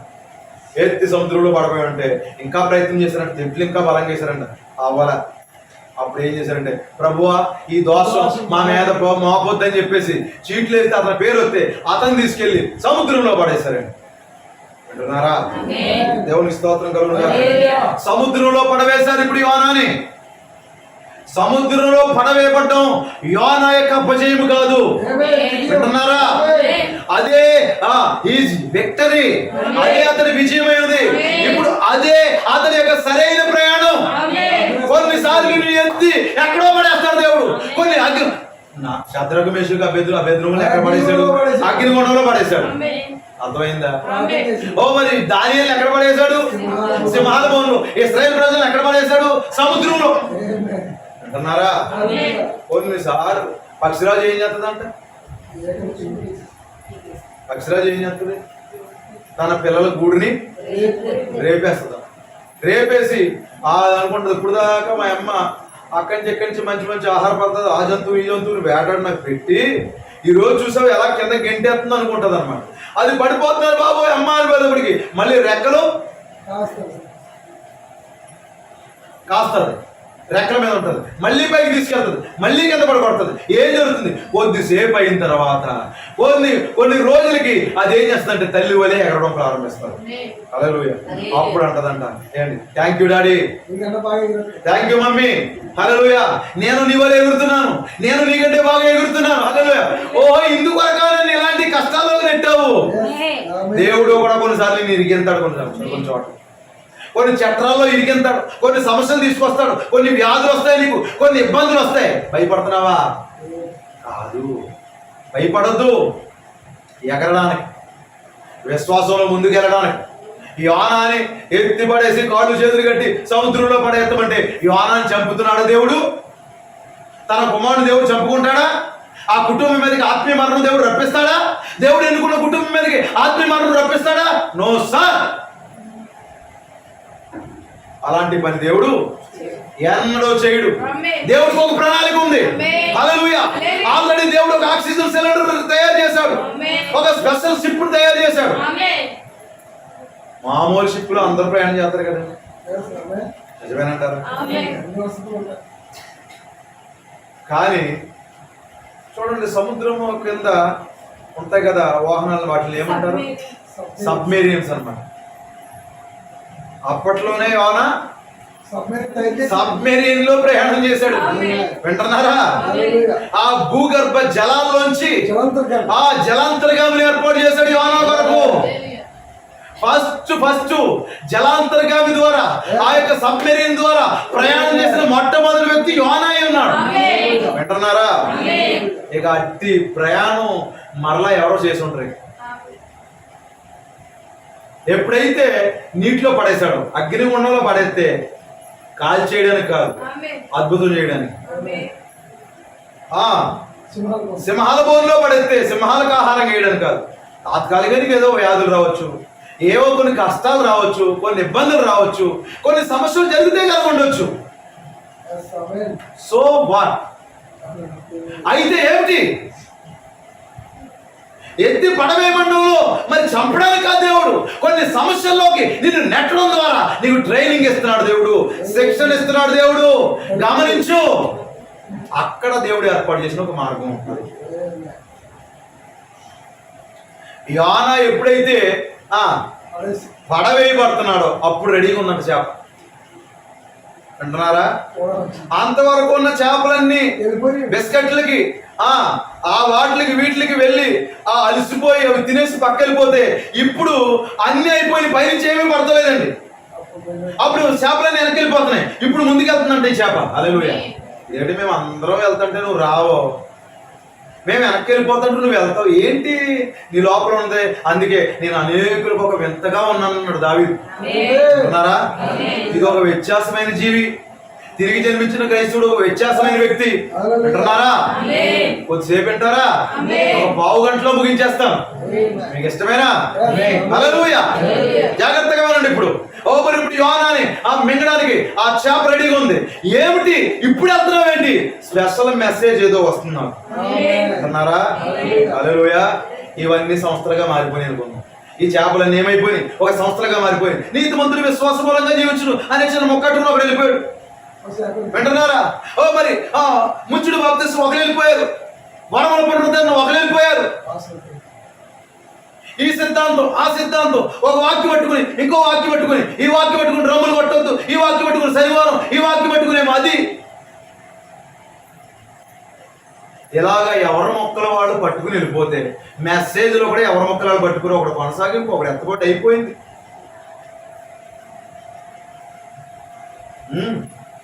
ఎత్తబోటు అనేది ఒక ప్రత్యక్షత కాదని ఎవరు చెప్పారు? దేవుని స్తోత్రం కలుగును గాక. అసలు నీ ప్రత్యక్షత ఏంటో నాకు అర్థం కావట్లేదు.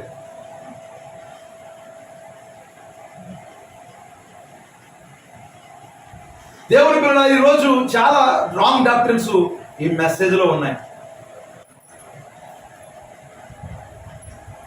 వారు చాలా దూరం వెళ్ళిపోయారు దేవుని పిల్లల, వారికి అర్థం కావట్లేదు. డినామినేషన్లు అలాగే ఉన్నాయి, మెసేజ్లో కూడా పరిస్థితులు అలాగే ఉన్నాయి. దేవునికి స్తోత్రం కలుగును గాక. కనుక నీ ప్రత్యక్షత నాకు అర్థం అవ్వాల్సిన అవసరం లేదు. దేవుడు నాకు ఇచ్చింది నాకు ఇస్తాడు, నీకు ఇచ్చింది ఒకటే ప్రత్యక్షత ఉంటుంది బైబిల్లో, సరైన రెవల్యూషన్.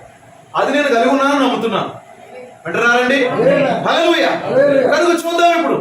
మరి ఆ ముక్క ఈ ముక్క పట్టుకుని వెళ్ళిపోతే ఇప్పుడు ఈ యొక్క శాప నోరు కాస్తుంది. నువ్వు ఎప్పుడు ఎందుకు కాస్తున్నావు? నేను వర్తమానికుని కాస్తాను. ఇప్పుడు ఎవరు పట్టారా లోపలికి? ప్రవక్త. ఇప్పుడు ప్రవక్తను మింగిన తర్వాత ఇంకేమీ తినడం మానేసిందంట. దేవుడికి స్తోత్రం కలుగును గాక. ప్రవక్తను ఎప్పుడైతే మరి అది స్వీకరించిందో ఇక సైలెంట్ గా ఉంది, మాట్లాడట్లేదు. దేవునికి స్తోత్రం కలుగును గాక.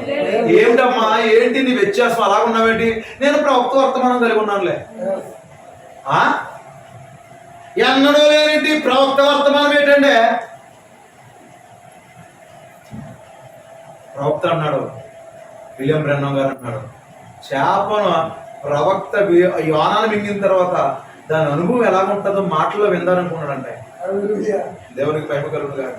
అది ఏం మాట్లాడుతుందో, అది ఎలా ప్రవర్తించి ఉంటుందో నేను ఆశ్చర్యపోతాను అన్నాడు మెసేజ్లో చదువుతున్నప్పుడు. అది ఎప్పుడైతే ప్రవక్త వర్తమానాన్ని అంటే ఆ ప్రవక్తను స్వీకరించిందో సైలెంట్గా ఉందంట. ఇక దాని మాట విధానం మారిపోయింది, వేషం మారిపోయింది, పాటలు మారిపోయింది. ఎంత అద్భుతమైన కృప, ఎంతో మధురమైన స్వరం. హల్లెలూయా. ఈ సంఘ శాఖలకి పాటలు అర్థం అవ్వట్లేదు. మీ పాటలేడు బాబా అలా పాడుతున్నారు. హల్లెలూయా. ఏంటేంటో పాడుతున్నారు, మాకు అర్థం కావట్లేదు. మరి మీ పాటలు ఎలాగుంటాయంటే, ప్రార్థించకపోయినా పలకరిస్తూ ఉంటావు, చర్చికి రాకుండా మాట వినకపోయినా ఆశీర్వాదాలు ఇస్తానే ఉంటాడు ఆయన, కలవరిస్తూ ఉంటావు. అలాగుంటాయా? దేవుడికి స్తోత్రం కలుగుగా. మాట మారిపోయింది, పాట మారిపోయింది, వేషం మారిపోయింది, పొడవ జాకెట్లు వచ్చినాయి. ఏంటమ్మా బొత్తిగా అంత పొడుగా కుడుచుకుంటాం ముసలి దానిలాగా? ఈ చేప ఎప్పుడైతే యోనాను మింగిందో స్పెషల్గా కనపడుతుంది. అంటున్నారా? జాకెట్లు పొడవైపోయింది, ముక్కులు చెవులు బోడైపోయింది. అయ్యి బాబోయ్ ఎలాగైపోయావేటి? ఓడగొట్టిన మంచం కోళ్ళలాగా అయిపోయావేటి? మేము సంఘానికి వెళ్తున్నాం, నువ్వు సంఘానికి వెళ్తున్నావు, ఏంటి ఎలాగైపోయావు? I'm a special message. I have a special message. నేను ప్రత్యేక వర్తమానాన్ని కలిగి ఉన్నాను. నేను అందుకే నేను ప్రత్యేకంగా జీవిస్తాను. ఏమిటో నీ మాటలన్నీ తేడాగా ఉన్నాయి, నీ వేషం అంతా తేడాగా ఉంది. కొద్దిగా జీన్ ప్యాంట్ వేయొద్దంటావేటి, టీ షర్ట్లు వేయొద్దంటావేటి, ఆడపిల్లల్ని మోడర్న్గా ఉండొద్దంటావేటి, ఆ బీచ్లు అంటే ఈ బీచ్లు అంటే తిరగొద్దంటావేంటి?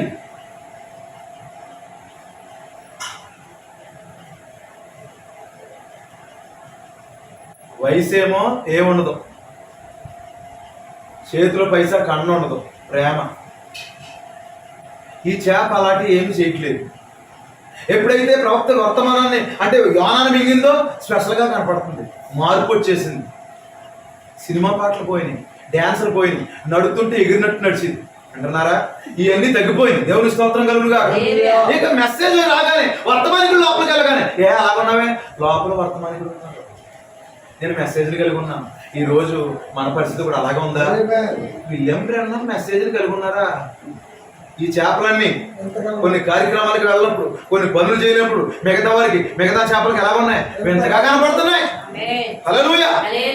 చాలా వ్యత్యాసంగా ఉన్నాయి.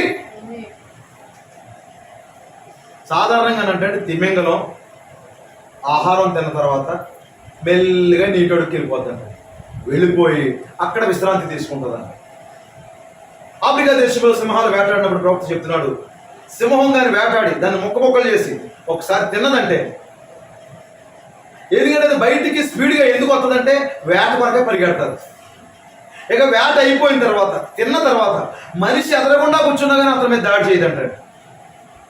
గాండ్రిస్తుంది, గర్జిస్తుంది తప్పితే అతని మీదకి వెళ్దంటే, ఎందుకంటే కడుపు నిండిన తర్వాత అది ప్రయాణం చేయదు. ఈ చేప కూడా తిన్న తర్వాత మెల్లిగా ఏం చేస్తుందంటే ఎక్కడో చల్లటి స్థితిలో మరి సంచుపడిపోయి కదలకుండా అక్కడే ఉంటారు.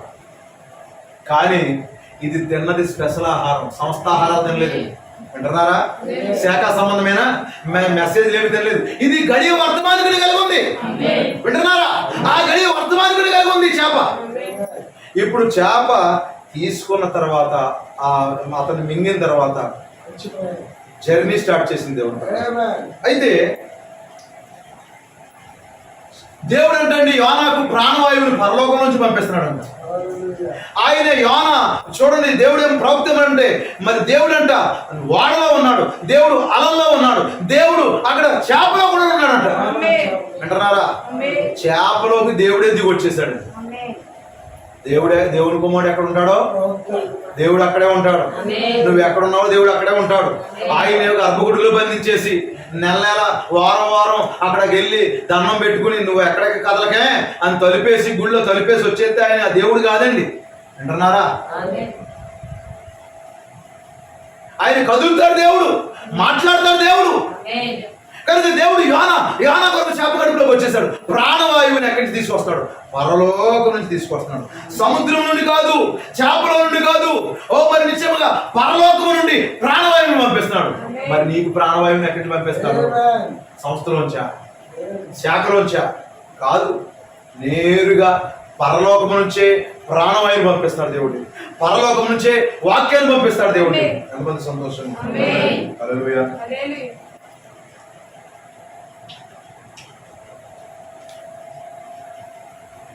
యోన దేవుని చిత్తం లోపలే ఉన్నాడు. దేవుని చిత్తం వెలుపల లేడండి. నువ్వు దేవుని చిత్తం లోపల ఉంటే ప్రతికూలతను అనుకూలంగా ఆయన నీకు మార్చుకుంటాడు. దేవుని పిల్లలు,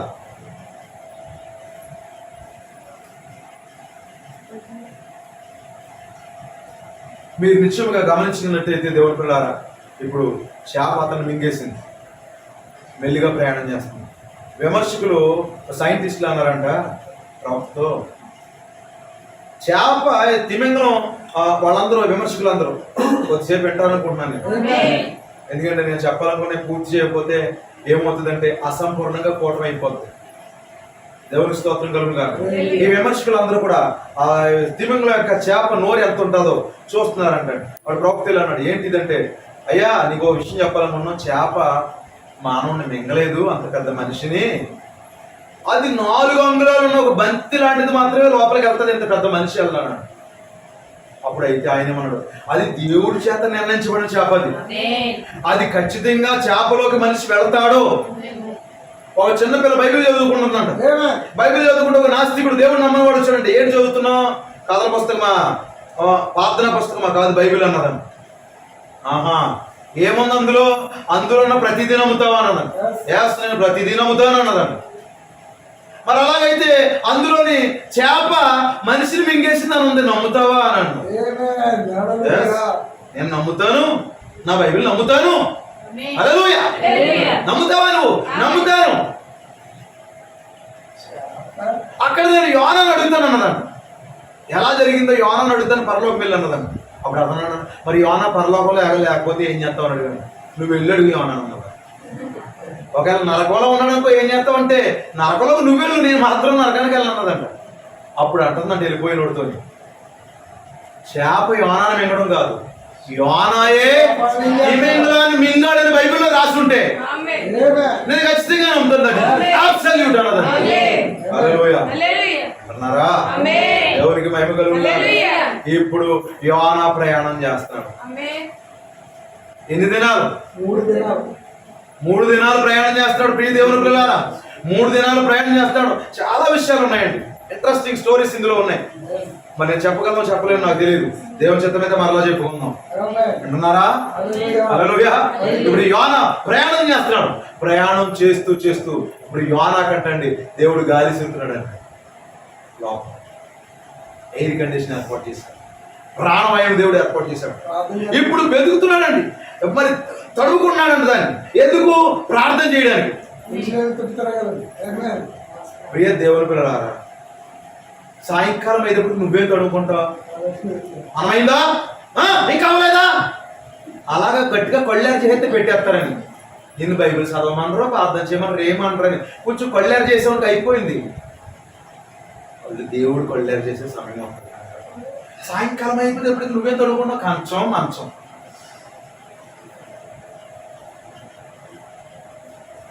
ఎందుకు అలాగైపోయింది మొఖం? బాబు నేను అలసిపోయి నేను ప్రార్థన చేయను. మొఖం ఆ సమయంలో చూడాలి. నీ మొఖం అద్దంలోకి వెళ్ళి నువ్వు అడాడుతున్నప్పుడు ఆ మాటలు అద్దంలో చూసుకొని నీ మొఖం ఎలా ఉంటుంది.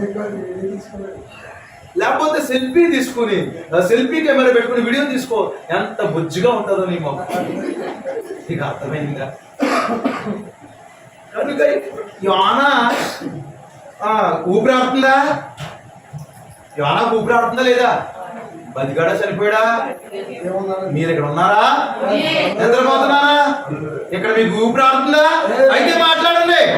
హల్లెలూయా. యోనా ఏం చేస్తాడు లోపల? ఇప్పుడు ఊపిరాడుతుందా? ఊపిరాడుతుంటే మెల్లిగా పడుకుంటాక ఏ పక్కన పోతుందని మెల్లిగా పడుకున్నాడా? నిద్రపోతున్నాడా? ఇప్పుడు యోనాకి ప్రార్థన చేయాలని ఆలోచన వచ్చిందంట. హల్లెలూయా. ఒక భౌతిక మందిరము తట్టు చూడాలని ఒక ఆలోచన వచ్చింది అతనికి. ఎందుకంటే సొలొమోను ప్రార్థన ఎరిగిన యోనా.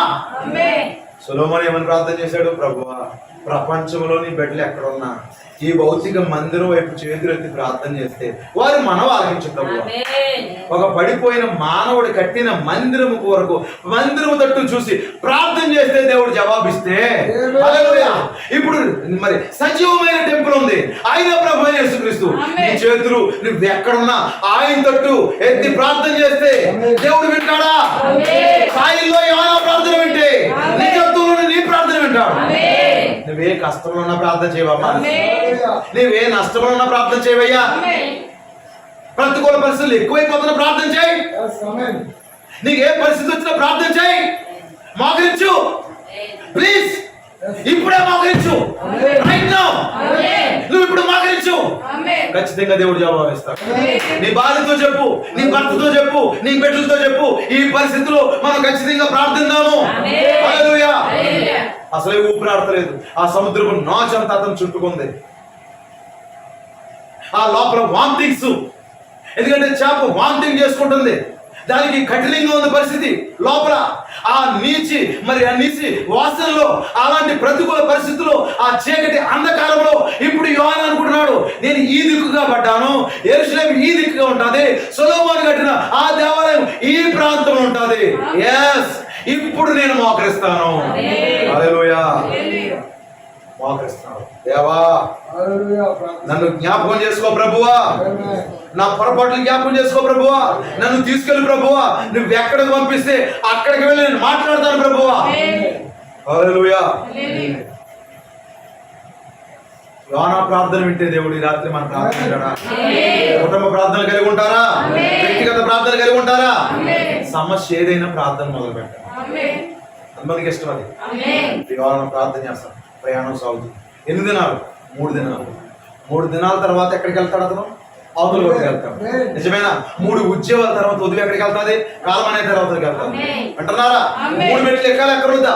నీతీకరణ, శుద్ధీకరణ, పరిశుద్ధాత్మ బాప్తిస్మం ద్వారా కాలం అనే తర్వాతకి వెళ్తావా లేదా నువ్వు? హల్లెలూయా. ఆ దేవుని కలుసుకుంటావా నువ్వు? ఆవరణం, పరిశుద్ధ స్థలం, అతి పరిశుద్ధ స్థలం. ఎవరు ఉన్నారు? షేకేనా మహిమ. ఇప్పుడు ప్రవక్త వర్తమానం కదా, ఈవిడు తెగ ప్రయాణం చేస్తున్నట్ట చాలా స్పీడ్గా. ఎప్పుడైతే యోనా మింగిందో విశ్రాంతి తీసుకోవడం అనేసి ప్రయాణం చేస్తున్నట్ట.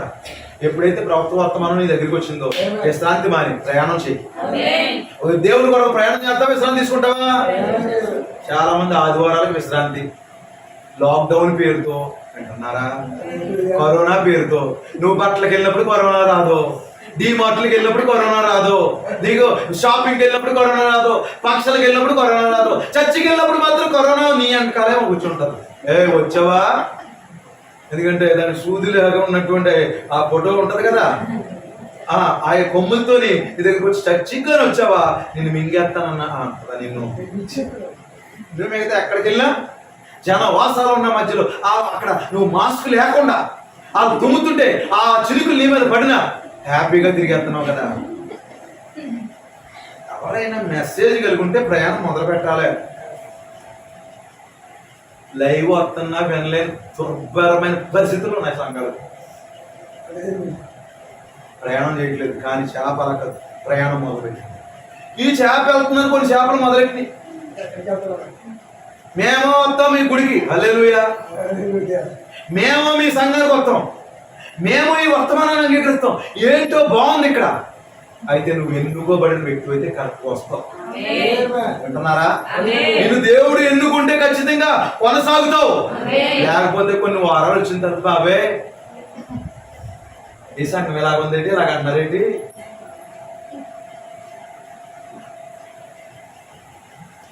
గతంలో ఒకసారి మన సంఘానికి ఒకరు వస్తే ఒక స్పీకర్ ఏమన్నాడు, బట్టల గురించి విమర్శింతే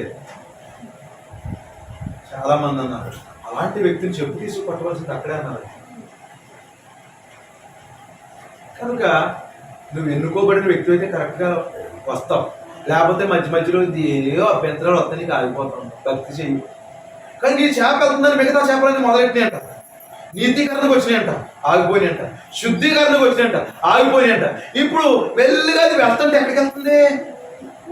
ఒడ్డుకి వెళ్ళిపోతుంది. అప్పుడు అన్నాడు ఆగు ఒకసారి, నువ్వు ఎక్కడికి వెళ్తున్నావు అర్థమైందా? అయినో ప్రయాణానికి ఇప్పుడు దిక్సూచి ఎవరో తెలుసా? ఇప్పుడు నా ముందు నడిపించేది నేను కాదు, ఒక ఆయన నడిపిస్తున్నాడు. ఆయన మార్గం ఏర్పాటు చేశాడు. ఆయన బట్టి నేను వెళ్తున్నాను. నేను వెళ్తలేదు సొంతంగా అంటుంది ఆ చేప. ఇలా ఇలా ఉండి వడ్డీకి వెళ్ళిపోతావు. ఎస్, అప్పుడు అంటుందంట ఆ చేప, ఆవలి కట్టుకునేను చేరే సమయం, హల్లెలూయా, ఓ నాదులుగా ఆ పట్టణము చేరే సమయం, పరలోక ప్రియునితో కలిసి, పరలోక ప్రియునితో కలిసి అందుకునే సమయం, ప్రియుని కొనియాడే తరుణం. హల్లెలూయా. పాట భావం వాటికి అర్థం అవ్వక అవతల కొట్టుకి వెళ్తుందంట బాబు. ఒడ్డుకి వెళ్ళిపోతే మళ్ళీ మనల్ని ఎవడ వెనక్కి తీసుకొస్తాడో, మళ్ళీ మనం ఒక లోతులోని, ఒక సాంప్రదాయాలోని, ఒక స్థితిలోని మనం ఎవరమో తెలుసా? ఫలానా వ్యక్తులు మనం అలాంటి ప్రజలు ఉన్నాక కూర్చోకూడదు.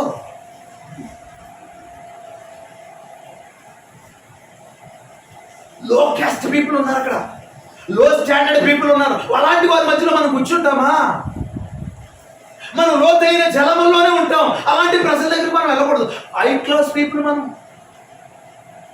నువ్వు ఎప్పుడైతే హై క్లాస్ పీపుల్ అని ఫీల్ అయ్యావో, నీ గొప్ప వ్యక్తి, ఉన్నత వర్గానికి చెందిన వ్యక్తులు అని ఫీల్ అయ్యావో, దేవుడు నిన్ను అప్పుడే విడిచిపెట్టాడని గమనించుకో. హంబుల్ దై సెల్ఫ్, నిన్ను నువ్వు తగ్గించుకో. దేవుడు మరి ఆ యొక్క త్రోసివేయబడిన ప్రజలు, మరి ఎన్నికలేని ప్రజల దగ్గరికి దేవుడు వచ్చాడండి. అంటున్నారా? కనుక ఈ యొక్క ఈ నామినల్ క్రిస్టియన్స్ అందరూ కూడా అక్కడెక్కడో ఉండిపోయారండి. మన సంఘానికి ఎంతో మంది అఫీసర్స్ వస్తారు, గొప్పవాళ్ళు వస్తారు. ఇదేంటి అలాగే వెళ్ళిపోతుంది ఏంటి? ఎక్కడ పడితే అక్కడికి వెళ్ళిపోతుంది. ఎవరితో పడితే వాళ్ళతో భోజనాలు చేస్తుంది, ఎవరితో పడితే వాళ్ళతో కరసాలం చేస్తుంది. ఏంటిది? వాళ్ళతో కలిసిపోతున్నారు ఏంటి?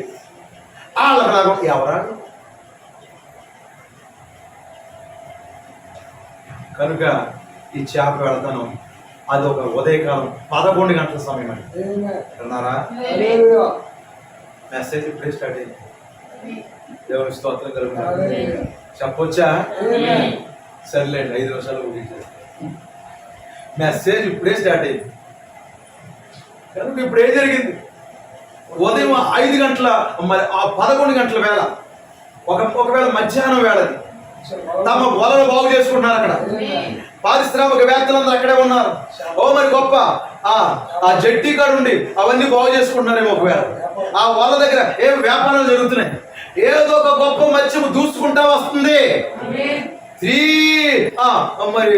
3 ఏమంటారు రోజుల ప్రయాణం, 3 days జర్నీ అన్నమాట. అది ప్రయాణం చేస్తుంది 3 విధాలుగా ప్రయాణం చేస్తూ అది వస్తా ఉంది చాలా స్పీడ్. ఒకసారి ఆగండి, అందరూ ఏదో వస్తుంది. వాళ్ళందరూ ఎవరిని పూజిస్తారంట? చేపను పూజిస్తారు. వాళ్ళ దేవుడు వచ్చేస్తున్నారు. హల్లెలూయా. దేవుడికి తెలుసు వాళ్ళు ఎందులోంచి వస్తే వింటారో ఆగ మార్గం ఉన్నాను వచ్చాడు. చేపలోంచి వస్తేనే వింటారని చేపలు ఎన్నుకున్నాడు దేవుడు. ఇంకోటి ఏంటంటే 40 రోజుల్లో ఆ దేశం, ఆ పట్టణం నాశనం అయిపోతుంది కదా, 5 లక్షల జనాభా. ఇప్పుడు అత్యవసర మెసేజ్, ఎమర్జెన్సీ మెసేజ్ అక్కడికి వెళ్ళాలి.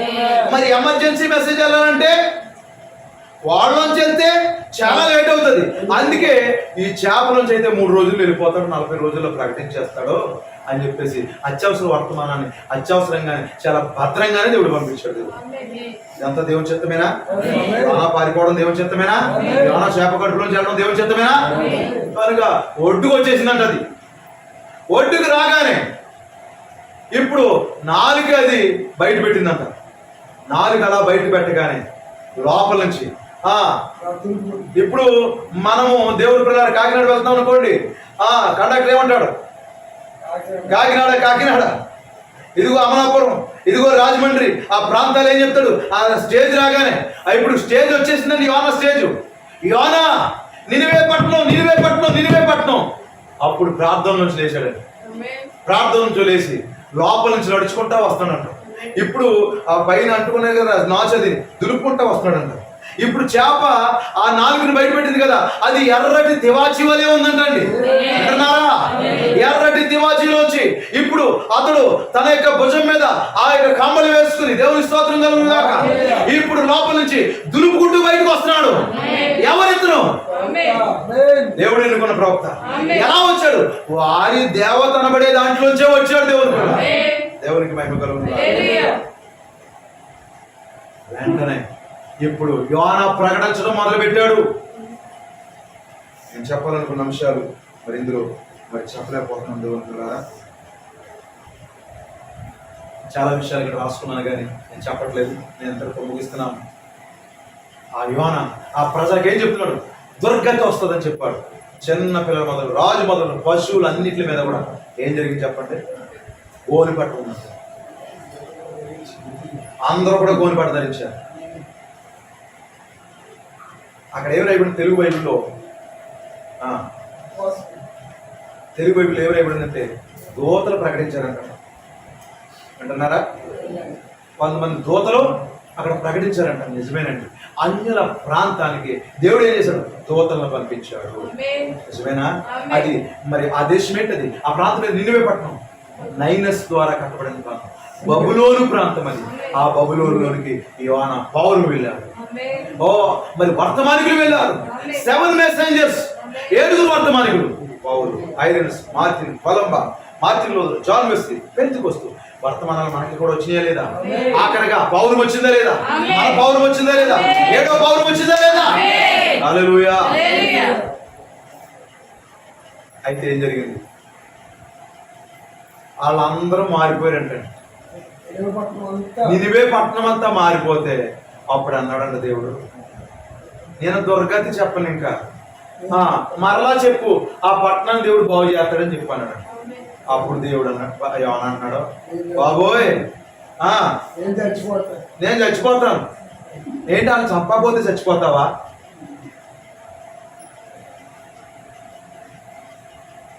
నీతి మంత్రులు వస్తున్నాయి మా కష్టాలు, ఆడిపడిపోతే బాగుండు బండి మీద కదా, దీనికి వస్తే బాగుంటారు లాభం అనుకుంటారు అనుకోరు కొంతమంది. నీతి మంత్రులు వస్తున్నాయి, ఈడికి వచ్చింది కదా దానికి వచ్చి ఉంటే బాగుండు, ఇలా మాట్లాడుతూ ఉంటారండి. కనుక అలా జరగకపోతే ప్రభువా ఏంటి ఇంత భక్తి చేస్తాడు నాకు వస్తుంది, వాళ్ళకి రావట్లేదు ఏంటి కష్టం, ఈ ఆనందం కూడా చచ్చిపోవట్లేదు ఏంటి, నేను చచ్చిపోతలేదు. దేవునికి స్తోత్రం. చావాలని కోరుకోవట్లేదు దేవుడు. అప్పుడు ఒక సొర చెట్టు వేసాడండి. అన్నారా? 3వ అధ్యాయంలో మీరు చదువుతారన్నమాట. సొర చెట్టు వేసాడు. సొర చెట్టుని వేయగానే బాగా ఎదిగింది. పెరిగి రాత్రిలోనే అది వాడిపోయింది. ఈ సొర చెట్టు విషయంలో మీరు విచారపడుతున్నావే, అయితే 120,000 కంటే ఎక్కువ కుడి ఎడమ తెలియని జనము బహు పశుప్రాయులు గల నినివే మహాపురము విషయంలో నేను విచారపడవద్దా? హల్లెలూయా. ఒక చెట్టును చూపిస్తున్నాడండి. చెట్టును చూపించి దానికి పురుగులు పంపించాడండి. పురుగులు పంపిస్తే రాత్రికి రాత్రి అది ఎండిపోయిందండి. అన్నారా? ఆ సొర చెట్టుకి ఆ పురుగులకి మనకి ఏదైనా సంబంధం ఉందా? హల్లెలూయా. ఇప్పుడు ఇది వధువు వృక్షము దేవుడు. ప్రపంచమంతటికి కూడా ఒక ప్రవక్తను పంపించాడు దేవుడు. అక్కడ ఆ అన్యుల పట్టణంలో ఆ బబులోనులో 5 లక్షల మంది ఉంటే ఈ ప్రపంచం అనే ఈ బబులోనులో అనేక కోట్ల ఆత్మలు ఉన్నాయి ప్రియులారా. అయితే పురుగులు వచ్చినాయి. 4 పురుగులు మనకు తెలుసు. 4 గుర్రాల రూపంలో 4 పురుగుల రూపంలో ఈ వధువు వృక్షాన్ని తినేసి, అయితే కృపగల దేవుడు ఏం చేశాడు? ఈ వధువు వృక్షాన్ని మరలా పునరుద్ధరించాడు. హల్లెలూయా. వర్తమానం ద్వారా మారుమనసు పొందింది ఆ ప్రాంతము. నిజమేనంటారా? ఇప్పుడు ఏ గడికి కూడా వర్తమానికుడు ఉన్నాడు. యోనా అంటే ఒక ప్రవక్తను దేవుడు పంపించాడు. పావులు అంటే ఒక ప్రవక్తను దేవుడు మనకు పంపించాడు. ఓ మరి నిత్యముగా పురుగుల ద్వారా తినబడిన ప్రజలారా, దేవుడు నిన్ను పునరుద్ధరించబోతున్నాడు. తిరిగి మరలా కట్టబోతున్నాడు. ఇప్పుడే మారు మనసు పొందు. గోని బట్ట ధరించు. మారు మనసు పొందు. పశ్చాత్తాపడు. ఒకవేళ నువ్వు పొందిన బాప్తిసం తప్పైతే తిరిగి మరలా ప్రభువైన యేసుక్రీస్తు నామములో బాప్తిసం సరిగా సమర్పించుకో. సరైన విధానంలో పరిశుద్ధాత్మను పొందుకో. ఇప్పుడే నీ జీవితాన్ని సరి చేసుకో.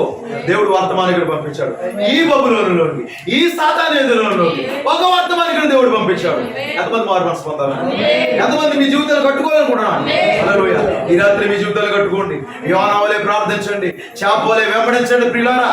మీరు సమర్పించుకోండి. ఇప్పుడే మీ బాధ్యతల నుంచి విస్మరించి పారిపోకండి. సమర్పించుకుంటే, గోలు పట్ట ధరిస్తే దేవుడు ఖచ్చితంగా మిమ్మల్ని, మీ పట్టణాన్ని, మీ కుటుంబాన్ని బాగు చేయబోతున్నాడు.